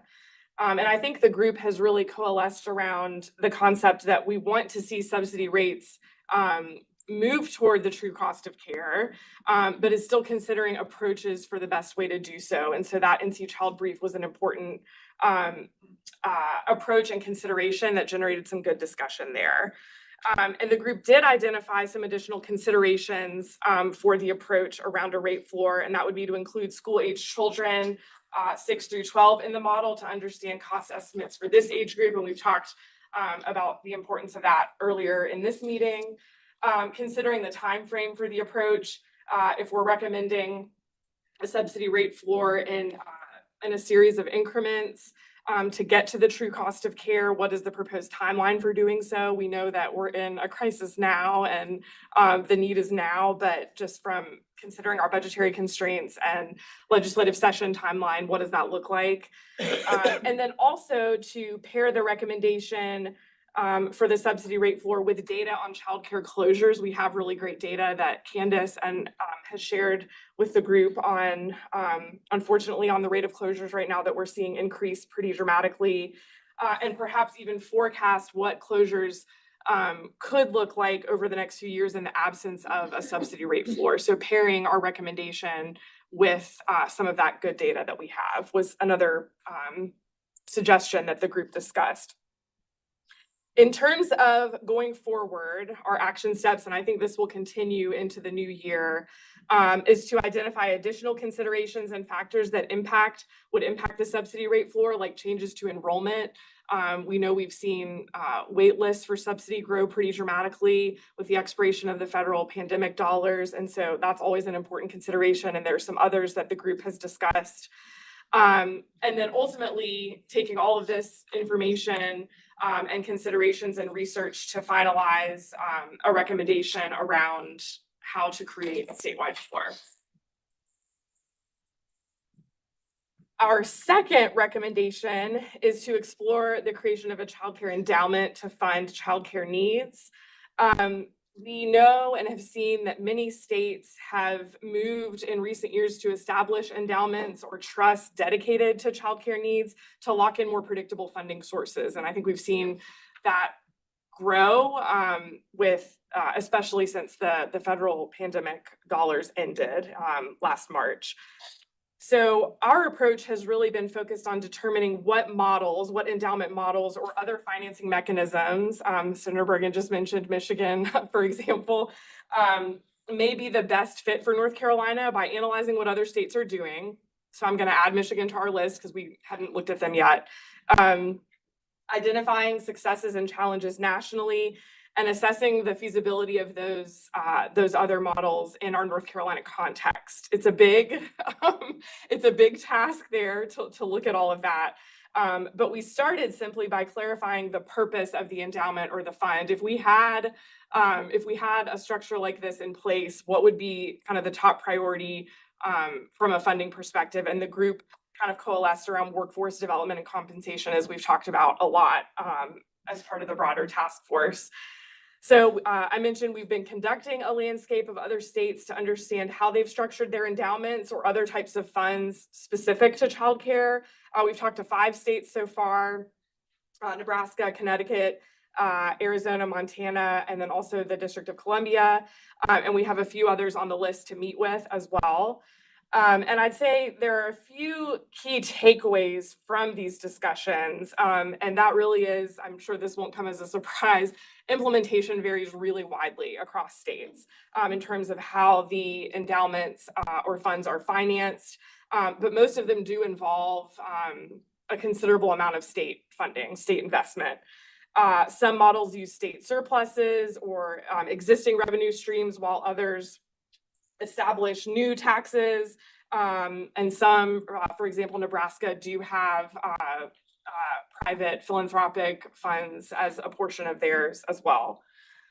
And also states use these funds for a variety of different needs. Many for workforce salaries and benefits, like our working group identified would be a top priority for North Carolina. For subsidy, for facility improvement, expansion, quality initiatives, it really runs the gamut in terms of all of the things that we've talked about. As a part of the task force, there are states using these types of funds to support those initiatives. In terms of action steps going forward, our group has expressed a desire to explore other creative financing mechanisms as opposed to just the formal endowment concept, because that is one option, but there's a range of different models, incentives for new businesses, other tax revenue opportunities. So we are expanding our research to make sure that we're including that as well. And our next step after that will be to look at more closely at the feasibility of these different types of models. What would potential financing and governing options look like? Startup costs, staffing, to just kind of consider some of those pieces as well. And then ultimately, we aim to develop a concept paper that identifies a clear set of options for the state and the pros and cons of each. So that would be kind of the final product that the working group would be looking at to bring back to the task force. And I would invite my fellow working group members to chime in with anything I may have missed.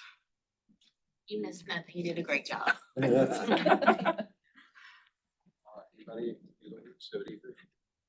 Thank you. Thank you for filling in. Appreciate you doing that. All right. Almost right on time. In our final half hour, we'll hold a brief work session.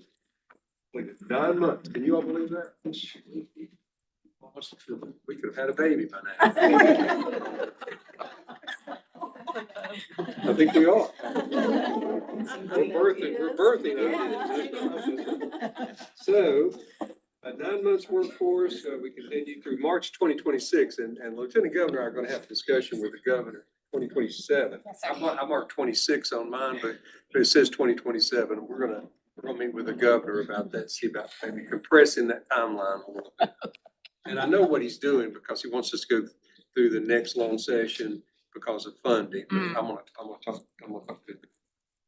The next year of our work will overlap with more the North Carolina legislative session, finance, funding changes we've heard about earlier, and more.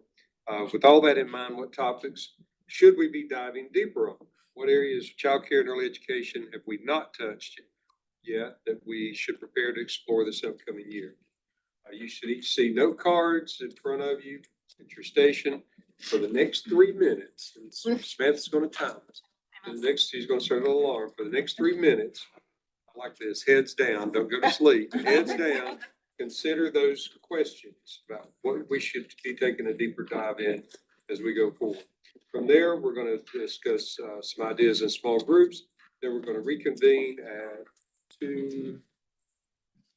Well, we're going to reconvene in a few minutes and let everybody share some of those ideas. And then staff will take our ideas, ensure they're reflected in the upcoming report. And so let's go ahead and do that. 3 minutes. That was fast.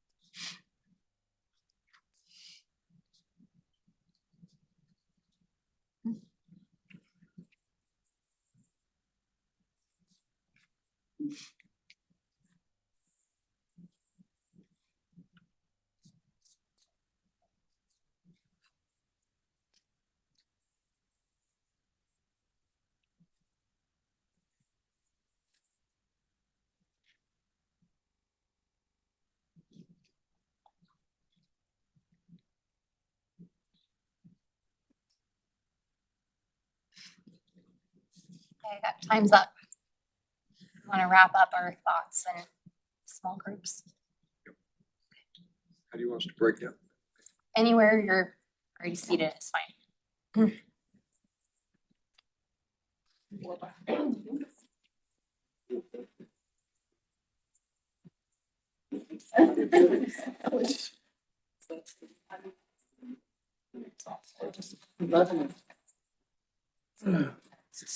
I know. Well, that's excellent gambling, vaping, other. Yeah. Now we are, yeah. You can just- Oh, okay, yeah. Yep. Okay. 10 years. Go listen to you. Oh my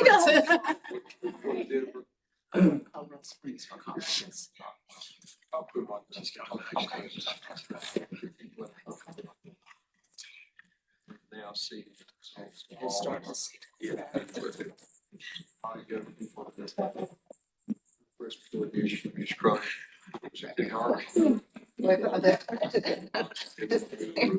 Some citizens. Additional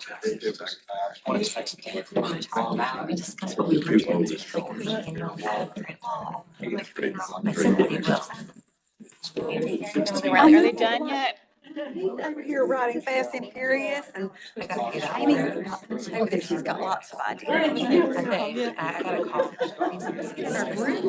Reading, or are we just supposed to talk about what we just wrote down? Are we supposed to talk amongst ourselves? Legal transfer. I did, I had. Oh, no, you don't have. Reporting No. But I'm answering about the issue that this something that the market is providing. Like, you know, you say it's affordable way, so.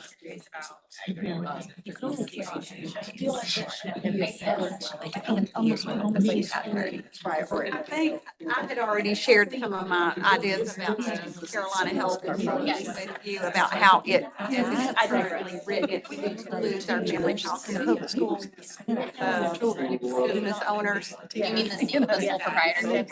And it's not a good, so if that's not an option, then should we explore an alternate option for family childcare? Streamlining regulations across the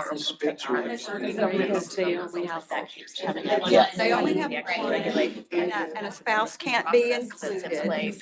And a substitute typically wouldn't work like 38 hours. Technology products are not free.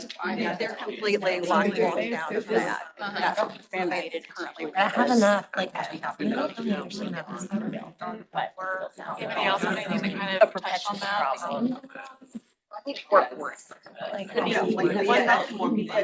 Touching on health insurance is the Center for Nonprofits Association. And we work with them to start that, and it's for under 50. Just wherever you're seated. You can go higher. I have talked. So there is already for Yeah. the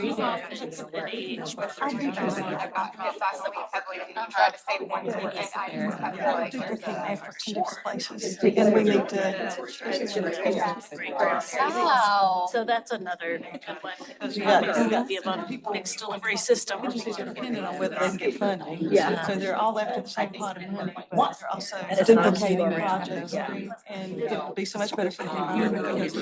Oh, sorry, the Center for Okay. Nonprofits. And then my second thing is. It's their development day program. They're almost. They're almost. And I will tell you, my son, when he started, he turned 2, he's just like, he was 2. And I was like, well, honey, and Started out with 10, now it's double. chopsticks and he like put great things in. And he doesn't have this problem, like, you know, he did everything for them. Yes, and so. Be designated as a nonprofit. You have to be a 501c3. I know, but that's good, that's family child care. Right. Okay. But we had to like, I basically did work to drive it all. Yeah. I had to drop him out. To get the therapy here, so. But the bill, they have everything there. She comes in. We already have it, it's at 9. It's already got it. Again, funding. Fall. Well, and I had put down something that you said was that together for Healthcare workers, younger and healthier than those days. So we have. As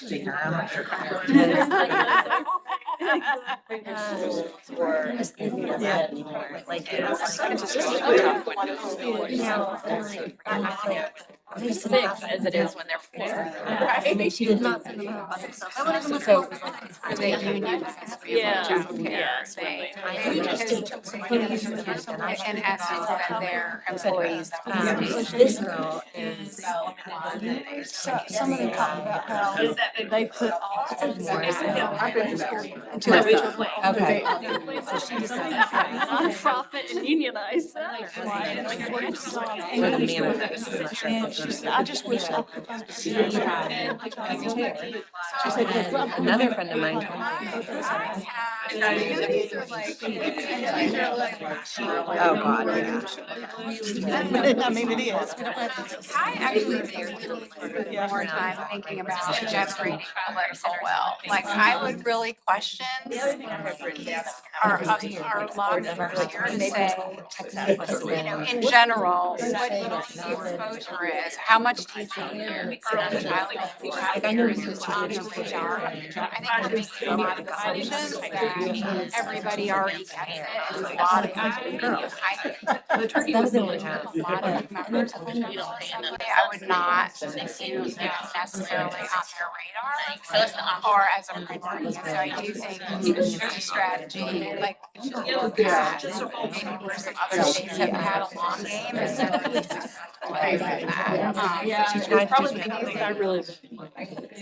what does that look like? Well, what, you know, I was just thinking about what it was like. I wasn't years ago, it was like, you start with, and I mean, Representative Moskowitz of that Harvard Center on the Child. It's like, everybody needs this. And Senator Bergen said it, which is like, they need to know why early grades was early childhood matters. I mean, and yes, they need to understand the economic impact, but also just like early brain development. It's really happening. We don't meet again until February, right? Start, it's like there, I guess. Because a lot of them are interested in that from the child welfare perspective. So it would be very grounded, like as in. These so I would say, so if I'm building institutions, I need to companies that might not provide like that. Moving to the first foster care and then like see the rest of the market failure. Congressional Wage breakfast. issues, Like, like, it's hit or miss. and all of our. Many years later. And then I see what's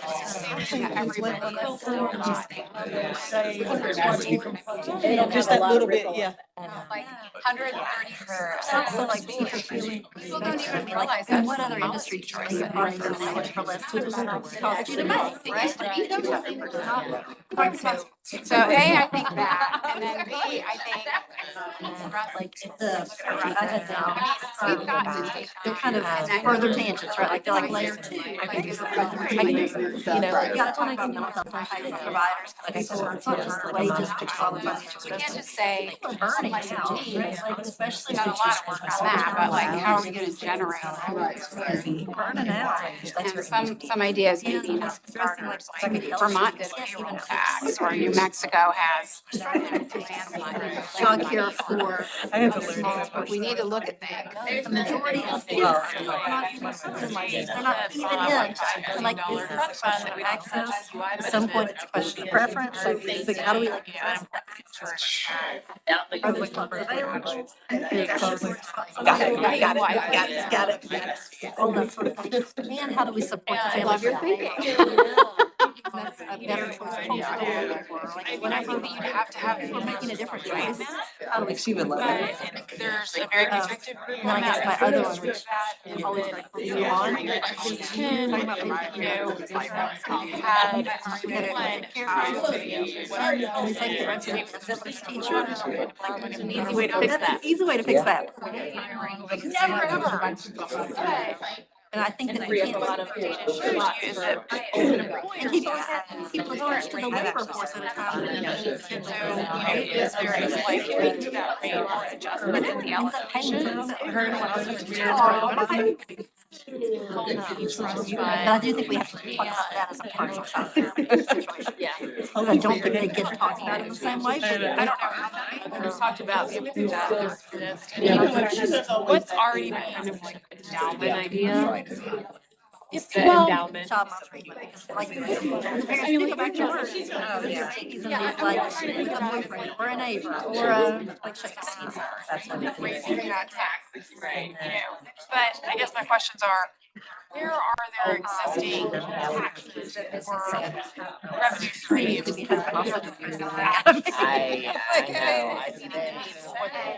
Targeting scholarships. It does, and I also so how are you like? Yes. I'd be happy for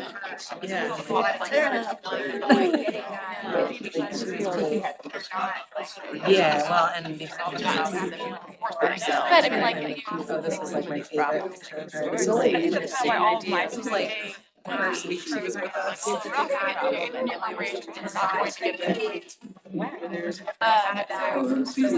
about like that can change. You all right? Have a good Thanksgiving? Yeah. How about you? Pretty good, yeah.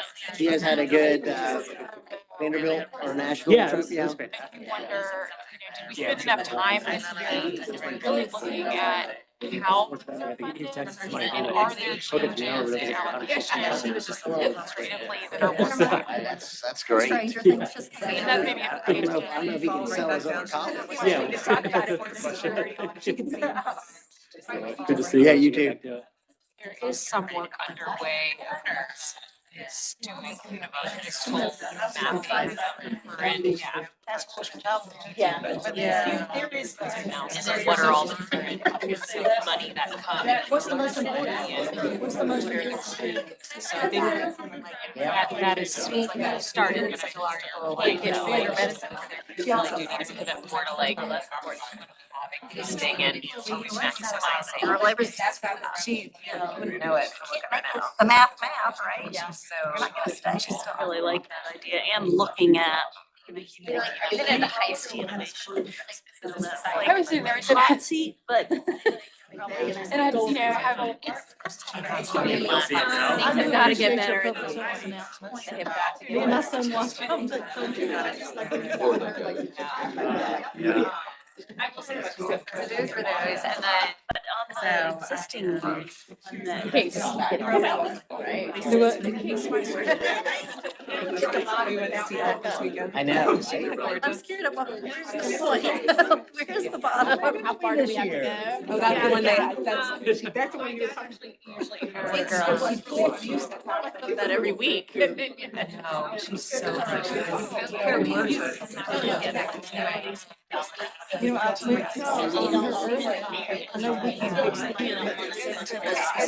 And the maintenance of that is like, you have to have a certain amount of money in order to draw down your federal TANF dollars. I don't know if it's And there was, I can't remember what it was, where you basically locked more and more state money.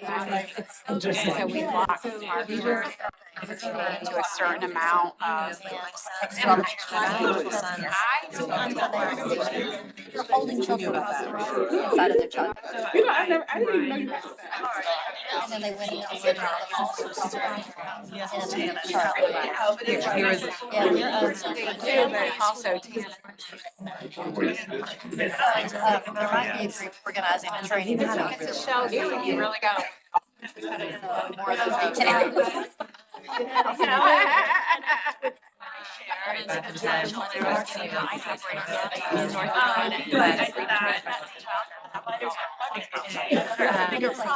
So maybe if we could do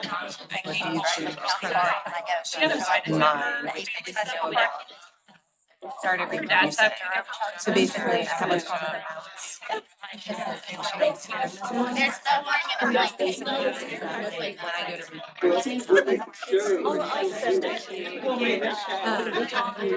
Flexibility to do.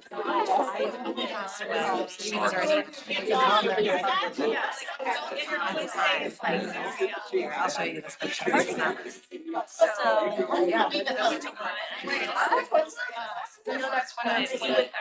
I'm actually heading to inside the girls.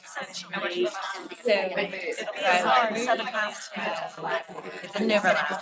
But like, I 3 years out. I'm really trying to get. I'm going to Jordan High School. So, what was when I had breast cancer. We have an overmatch. It did feel. What do you do? Yeah, I was in a project with my ambulance.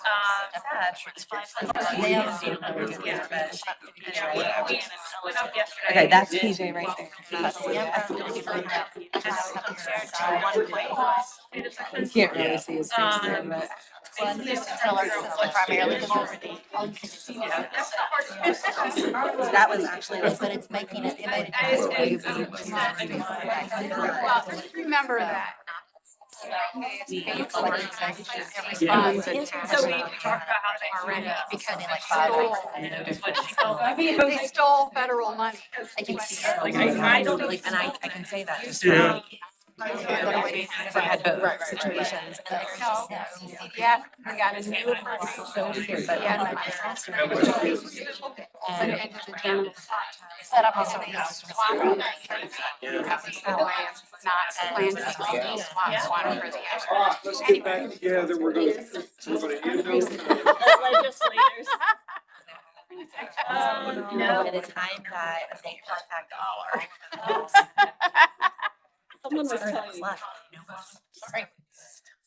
All right, ideas. Some ideas. Start, Susan Gale Perry, Yes, sir. ideas. Well. Give us your top idea that you collectively. That's what we should ask. Well, one of the things we were seriously curious about as a group is whether our lawmakers in the room think that the current members of the General Assembly actually, like, is early childhood and childcare on their radar? Is there more that we could explore as a group about how? They have young children or young grandchildren, it will be. If it's not, they probably will. So one of the things we were thinking about is sometimes as time passes, we may make assumptions that everybody is starting from the same place, but we may have more. We were talking about maybe we have some more work to do around, actually educating and engaging members of the General Assembly to get this on their radar and build more champions other than the wonderful lawmakers in this room. She's smooth, isn't she? Sir. I mean, it's I think it's, to me, the most important. And I guess the question for you, Senator Bergen, not to put you on the spot. As he does it. But I mean, I guess when Senator Heiss, assuming he comes back for the next meeting and given his involvement with the budget process, I mean, I guess my question is, at some point, you will get an indication, hopefully, of how many dollars will hopefully be allocated to early childhood education, and what is the role of this task force to identify these priorities that fit into that? Because I think that would be the short-term goal. But I don't know if the other point that needs to be made is, should we prioritize our legislative priorities by the next task force meeting before we come back in the short session, so we can provide support to you and others? And I'm not really including myself in that category, because I feel like it's mostly with the governing majority in both chambers. Next, what else did you have? You're picking on me. Then we talked about, to the next point, we actually, some of the most important work really is the financing work, as in we need to not only talk about how much things cost, but also like generate ideas for how we fund them. And maybe really some exciting ideas came up here that Mary could talk. Well, I think that I want to be careful, how I say this. One of the, things that we note is, for instance, the state unemployment trust fund, is currently, I'm not looking at the exact number. I know it's over 4 billion. I don't know that we've hit 5 billion yet. And it's, it is currently, far exceeds what the state actually needs in terms of paying out unemployment insurance claims. Now, I'm very much not suggesting, oh, just go take money from it.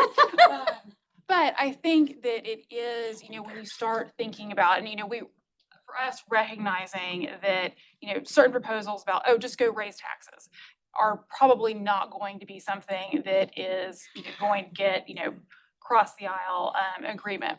But it does create the opportunity to looking at areas where tax rates are already set, or, people, are certain, fees or revenue streams are already existing that might exceed what the underlying need is. And is that a more reasonable ask? That if we've identified, here's what the funding is, and here is, perhaps another revenue stream or something else that can be identified, where we're not asking that something new be created or raised, we're asking that existing revenue be split differently. And we also suggested that we might take a look at how our current funds are being used and see if they could be used in a more impactful way in any way. State budgets, just like each of our family budgets, there are discretionary funds that we could reallocate if we needed. Right on around. Next one. I was looking at somebody. You're looking at Jeannie. Oh, you're looking at me. So we talked quite a bit about, and I'm gonna tag you in too, Erica, because I couldn't hear y'all at the beginning of the conversation.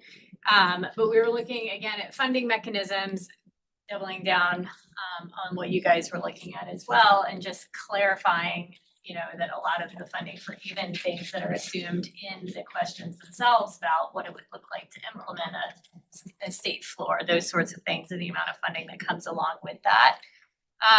We also looked at, what are best practices for stabilizing the workforce at the center level? Because one of the things that we've picked up on is some centers are dealing with a lot of employee turnover and some centers have some stability. So what are some of the common denominators in those situations that could also be exported?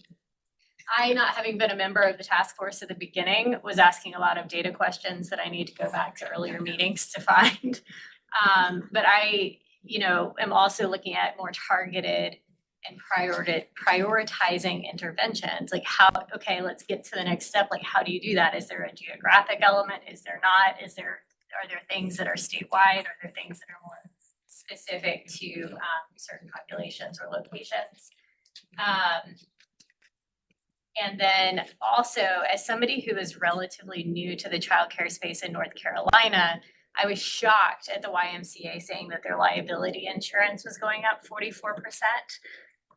And was just asking about that and kind of got laughed at when I said, what do we need to do to fix that? And they said that insurance would leave the state if we tried to fix it. Okay, well, what about like state-backed insurance? So like that number is shocking to me, and I think we could look at some ways to try and address that for childcare centers that want to use them.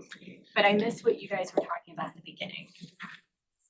Actually, I feel like this is a really good time to point out that estimates done on what would happen economically if we were to fix access issues to childcare in North Carolina show that North Carolina would benefit to the tune of about $1.35 billion in tax revenue alone, which would more than cover the overall cost that we would need to put in the long run to fix the childcare system. But in the short term, It's actually more than that. The economic impact of fixing childcare. what Senator Bergen said, thank you, sir. We did talk about the need for new tax revenue sources, and particularly, we were very energized by the gambling tax revenue. So all of you are gonna support that when we come down? Absolutely. Yes. Because a lot of people are gonna be coming after us about it. Yes, sir. We also talked about a little bit around the business education training piece for directors, although I think Candace indicated that there's some work already being done, and so maybe that's not where we need to focus, but wanted to point out some support for that since it was brought up so regularly. And then we also talked a little bit about family, friend, and neighbor care and making sure that we're really looking at what needs to be done for that. And it's so difficult because of the lack of information that we have right now, but trying to make sure that we're able to get that and factor that in the overall solutions. Yeah, well, that pretty much segues into what we were talking about, more of the same with the business. Just trying to figure out how we can support small businesses in maintaining healthy portfolios or understanding their options. Tell them quickly the story you shared with us about your call. So I contacted a provider that I know is not. So this all happened today. It's on the way here. I told them I don't sleep much. And because I know that that person is not in a good place, and just offered to say, how can I help? Because I'm in a very blessed place where I have not all, but the education background and some small business background. But my partners are Wall Street retirees and that sort of thing, and have very good connections. And I said, do you want to stay in business? Because what we don't want to see is your doors closed. If you don't want to stay in business, let me know. I can find out if there's someone that can help you. If you want to stay in business, we can provide I am happy to help provide support to help you understand what you could do differently to stay in business, or if you want to continue to run it and be a managing partner and have someone to help you financially in the background, there could be an opportunity for that too. But this person, what we were saying is that there's so many of these businesses that are closing doors are the people you want caring for your children. They just don't have the business acumen, right? And so what we don't want to see, and some people find out that it's just not for me. We purchased a great business from a friend of ours that my partner recruited, and he was like, this isn't for me. And I was like, we can't let these doors close. We need to buy this business. We were in a position to do that, and it's been a blessing all the way around. So I would just want to be creative about that, but what we don't want to see is doors closing and families scrambling and people unemployed and that sort of thing. I think we're smarter than that, and we have enough skill set in our but if not, then also teaching them. So we're talking about Directors Leadership Academy. In addition to that, just talking about more compensation, expanding wages to all counties. I still would love to see childcare workers have subsidized childcare for infants through 12 years of age of some sort. That should be a benefit. If we're not paying more, there must be some benefit to being in the classroom for what they take. They shouldn't have to worry about losing their paycheck for their children to come to work with them as well. Did I miss it? Next. Yes, I will speak on behalf of our group. So we also, similar sounds like everybody else talked a bit about funding, the need to identify funding, and also the need to make sure that existing funding is being used more efficiently and effectively. We also talked some about the need just to streamline, not just regulations, but sort of processes and technology, some of those things that came up today. We did talk about family-friendly neighbor care as well, that we need to figure out how we support, because obviously that's something that some communities choose, some families choose, and that does need to be part of the equation here. We talked about needing to explore how family leave policies impact this, especially around infant care. And also about developmental day programs and those going away, and that we need to make sure we don't forget about that piece as we look at the larger landscape. Mental health supports. And mental health supports for workers, because in addition to salary being an issue, just burnout is a big issue. Samantha, you got all that? Can you put them in order of importance? That's highly subjective. Funding, but- I think everybody agreed funding is the. Sure, for sure. I like this idea about electric training. And there, is there a best practices for childcare? I'm sure there is. There's best practices for everything else, is there? We can create something nice and handy for the You know, I mean, business. there should be one out there, isn't there? I would say we have best practices and we know best practices, but as far as a resource that we can just put into people's hands, The insurance business, car business, everything, there's actually best practices. It shows, you know, how much premium each agent should have. It just spells it out. If you follow the roadmap, you're successful. So can you do that? Can you have it by March? By March 1st. got it. Everything's March 1st. You March know, 1st. bring one of those little genie lamps that we can. There's a national group. I like it. There are groups that, yeah. Does anybody have anything else before we adjourn? We're 2 minutes over. Let's give me a dirty eye. I'd like to make this one comment, and we did not get a chance to talk about it, but the years that I have been doing this work, there's always the decisions that are made that produce unintended consequences. And so at every turn, as we're making decisions going forward, I think we need to be very mindful about what's the unintended consequence of making this decision. Because I can assure you, our privately operated childcare programs, we have seen them go away, but you can track it back to decisions that were made that we thought were really good, but those of us that understood what the ripple effect was gonna be, that's where we are now.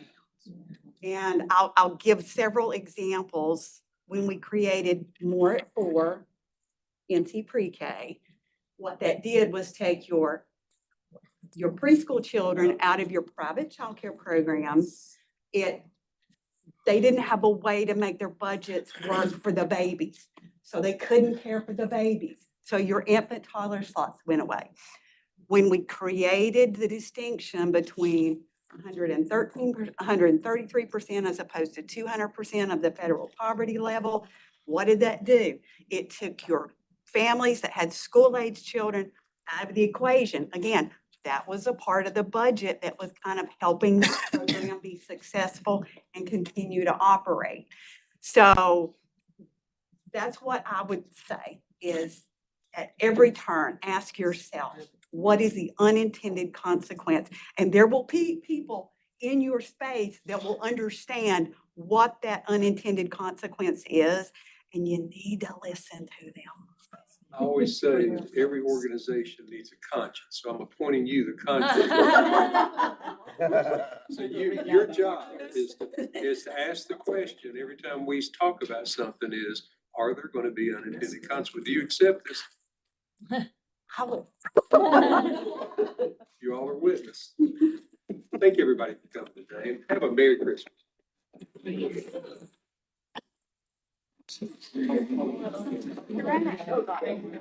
Yeah, we should. I mean, quite a few people.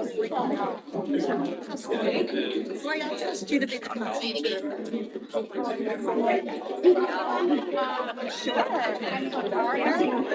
I don't know. I don't,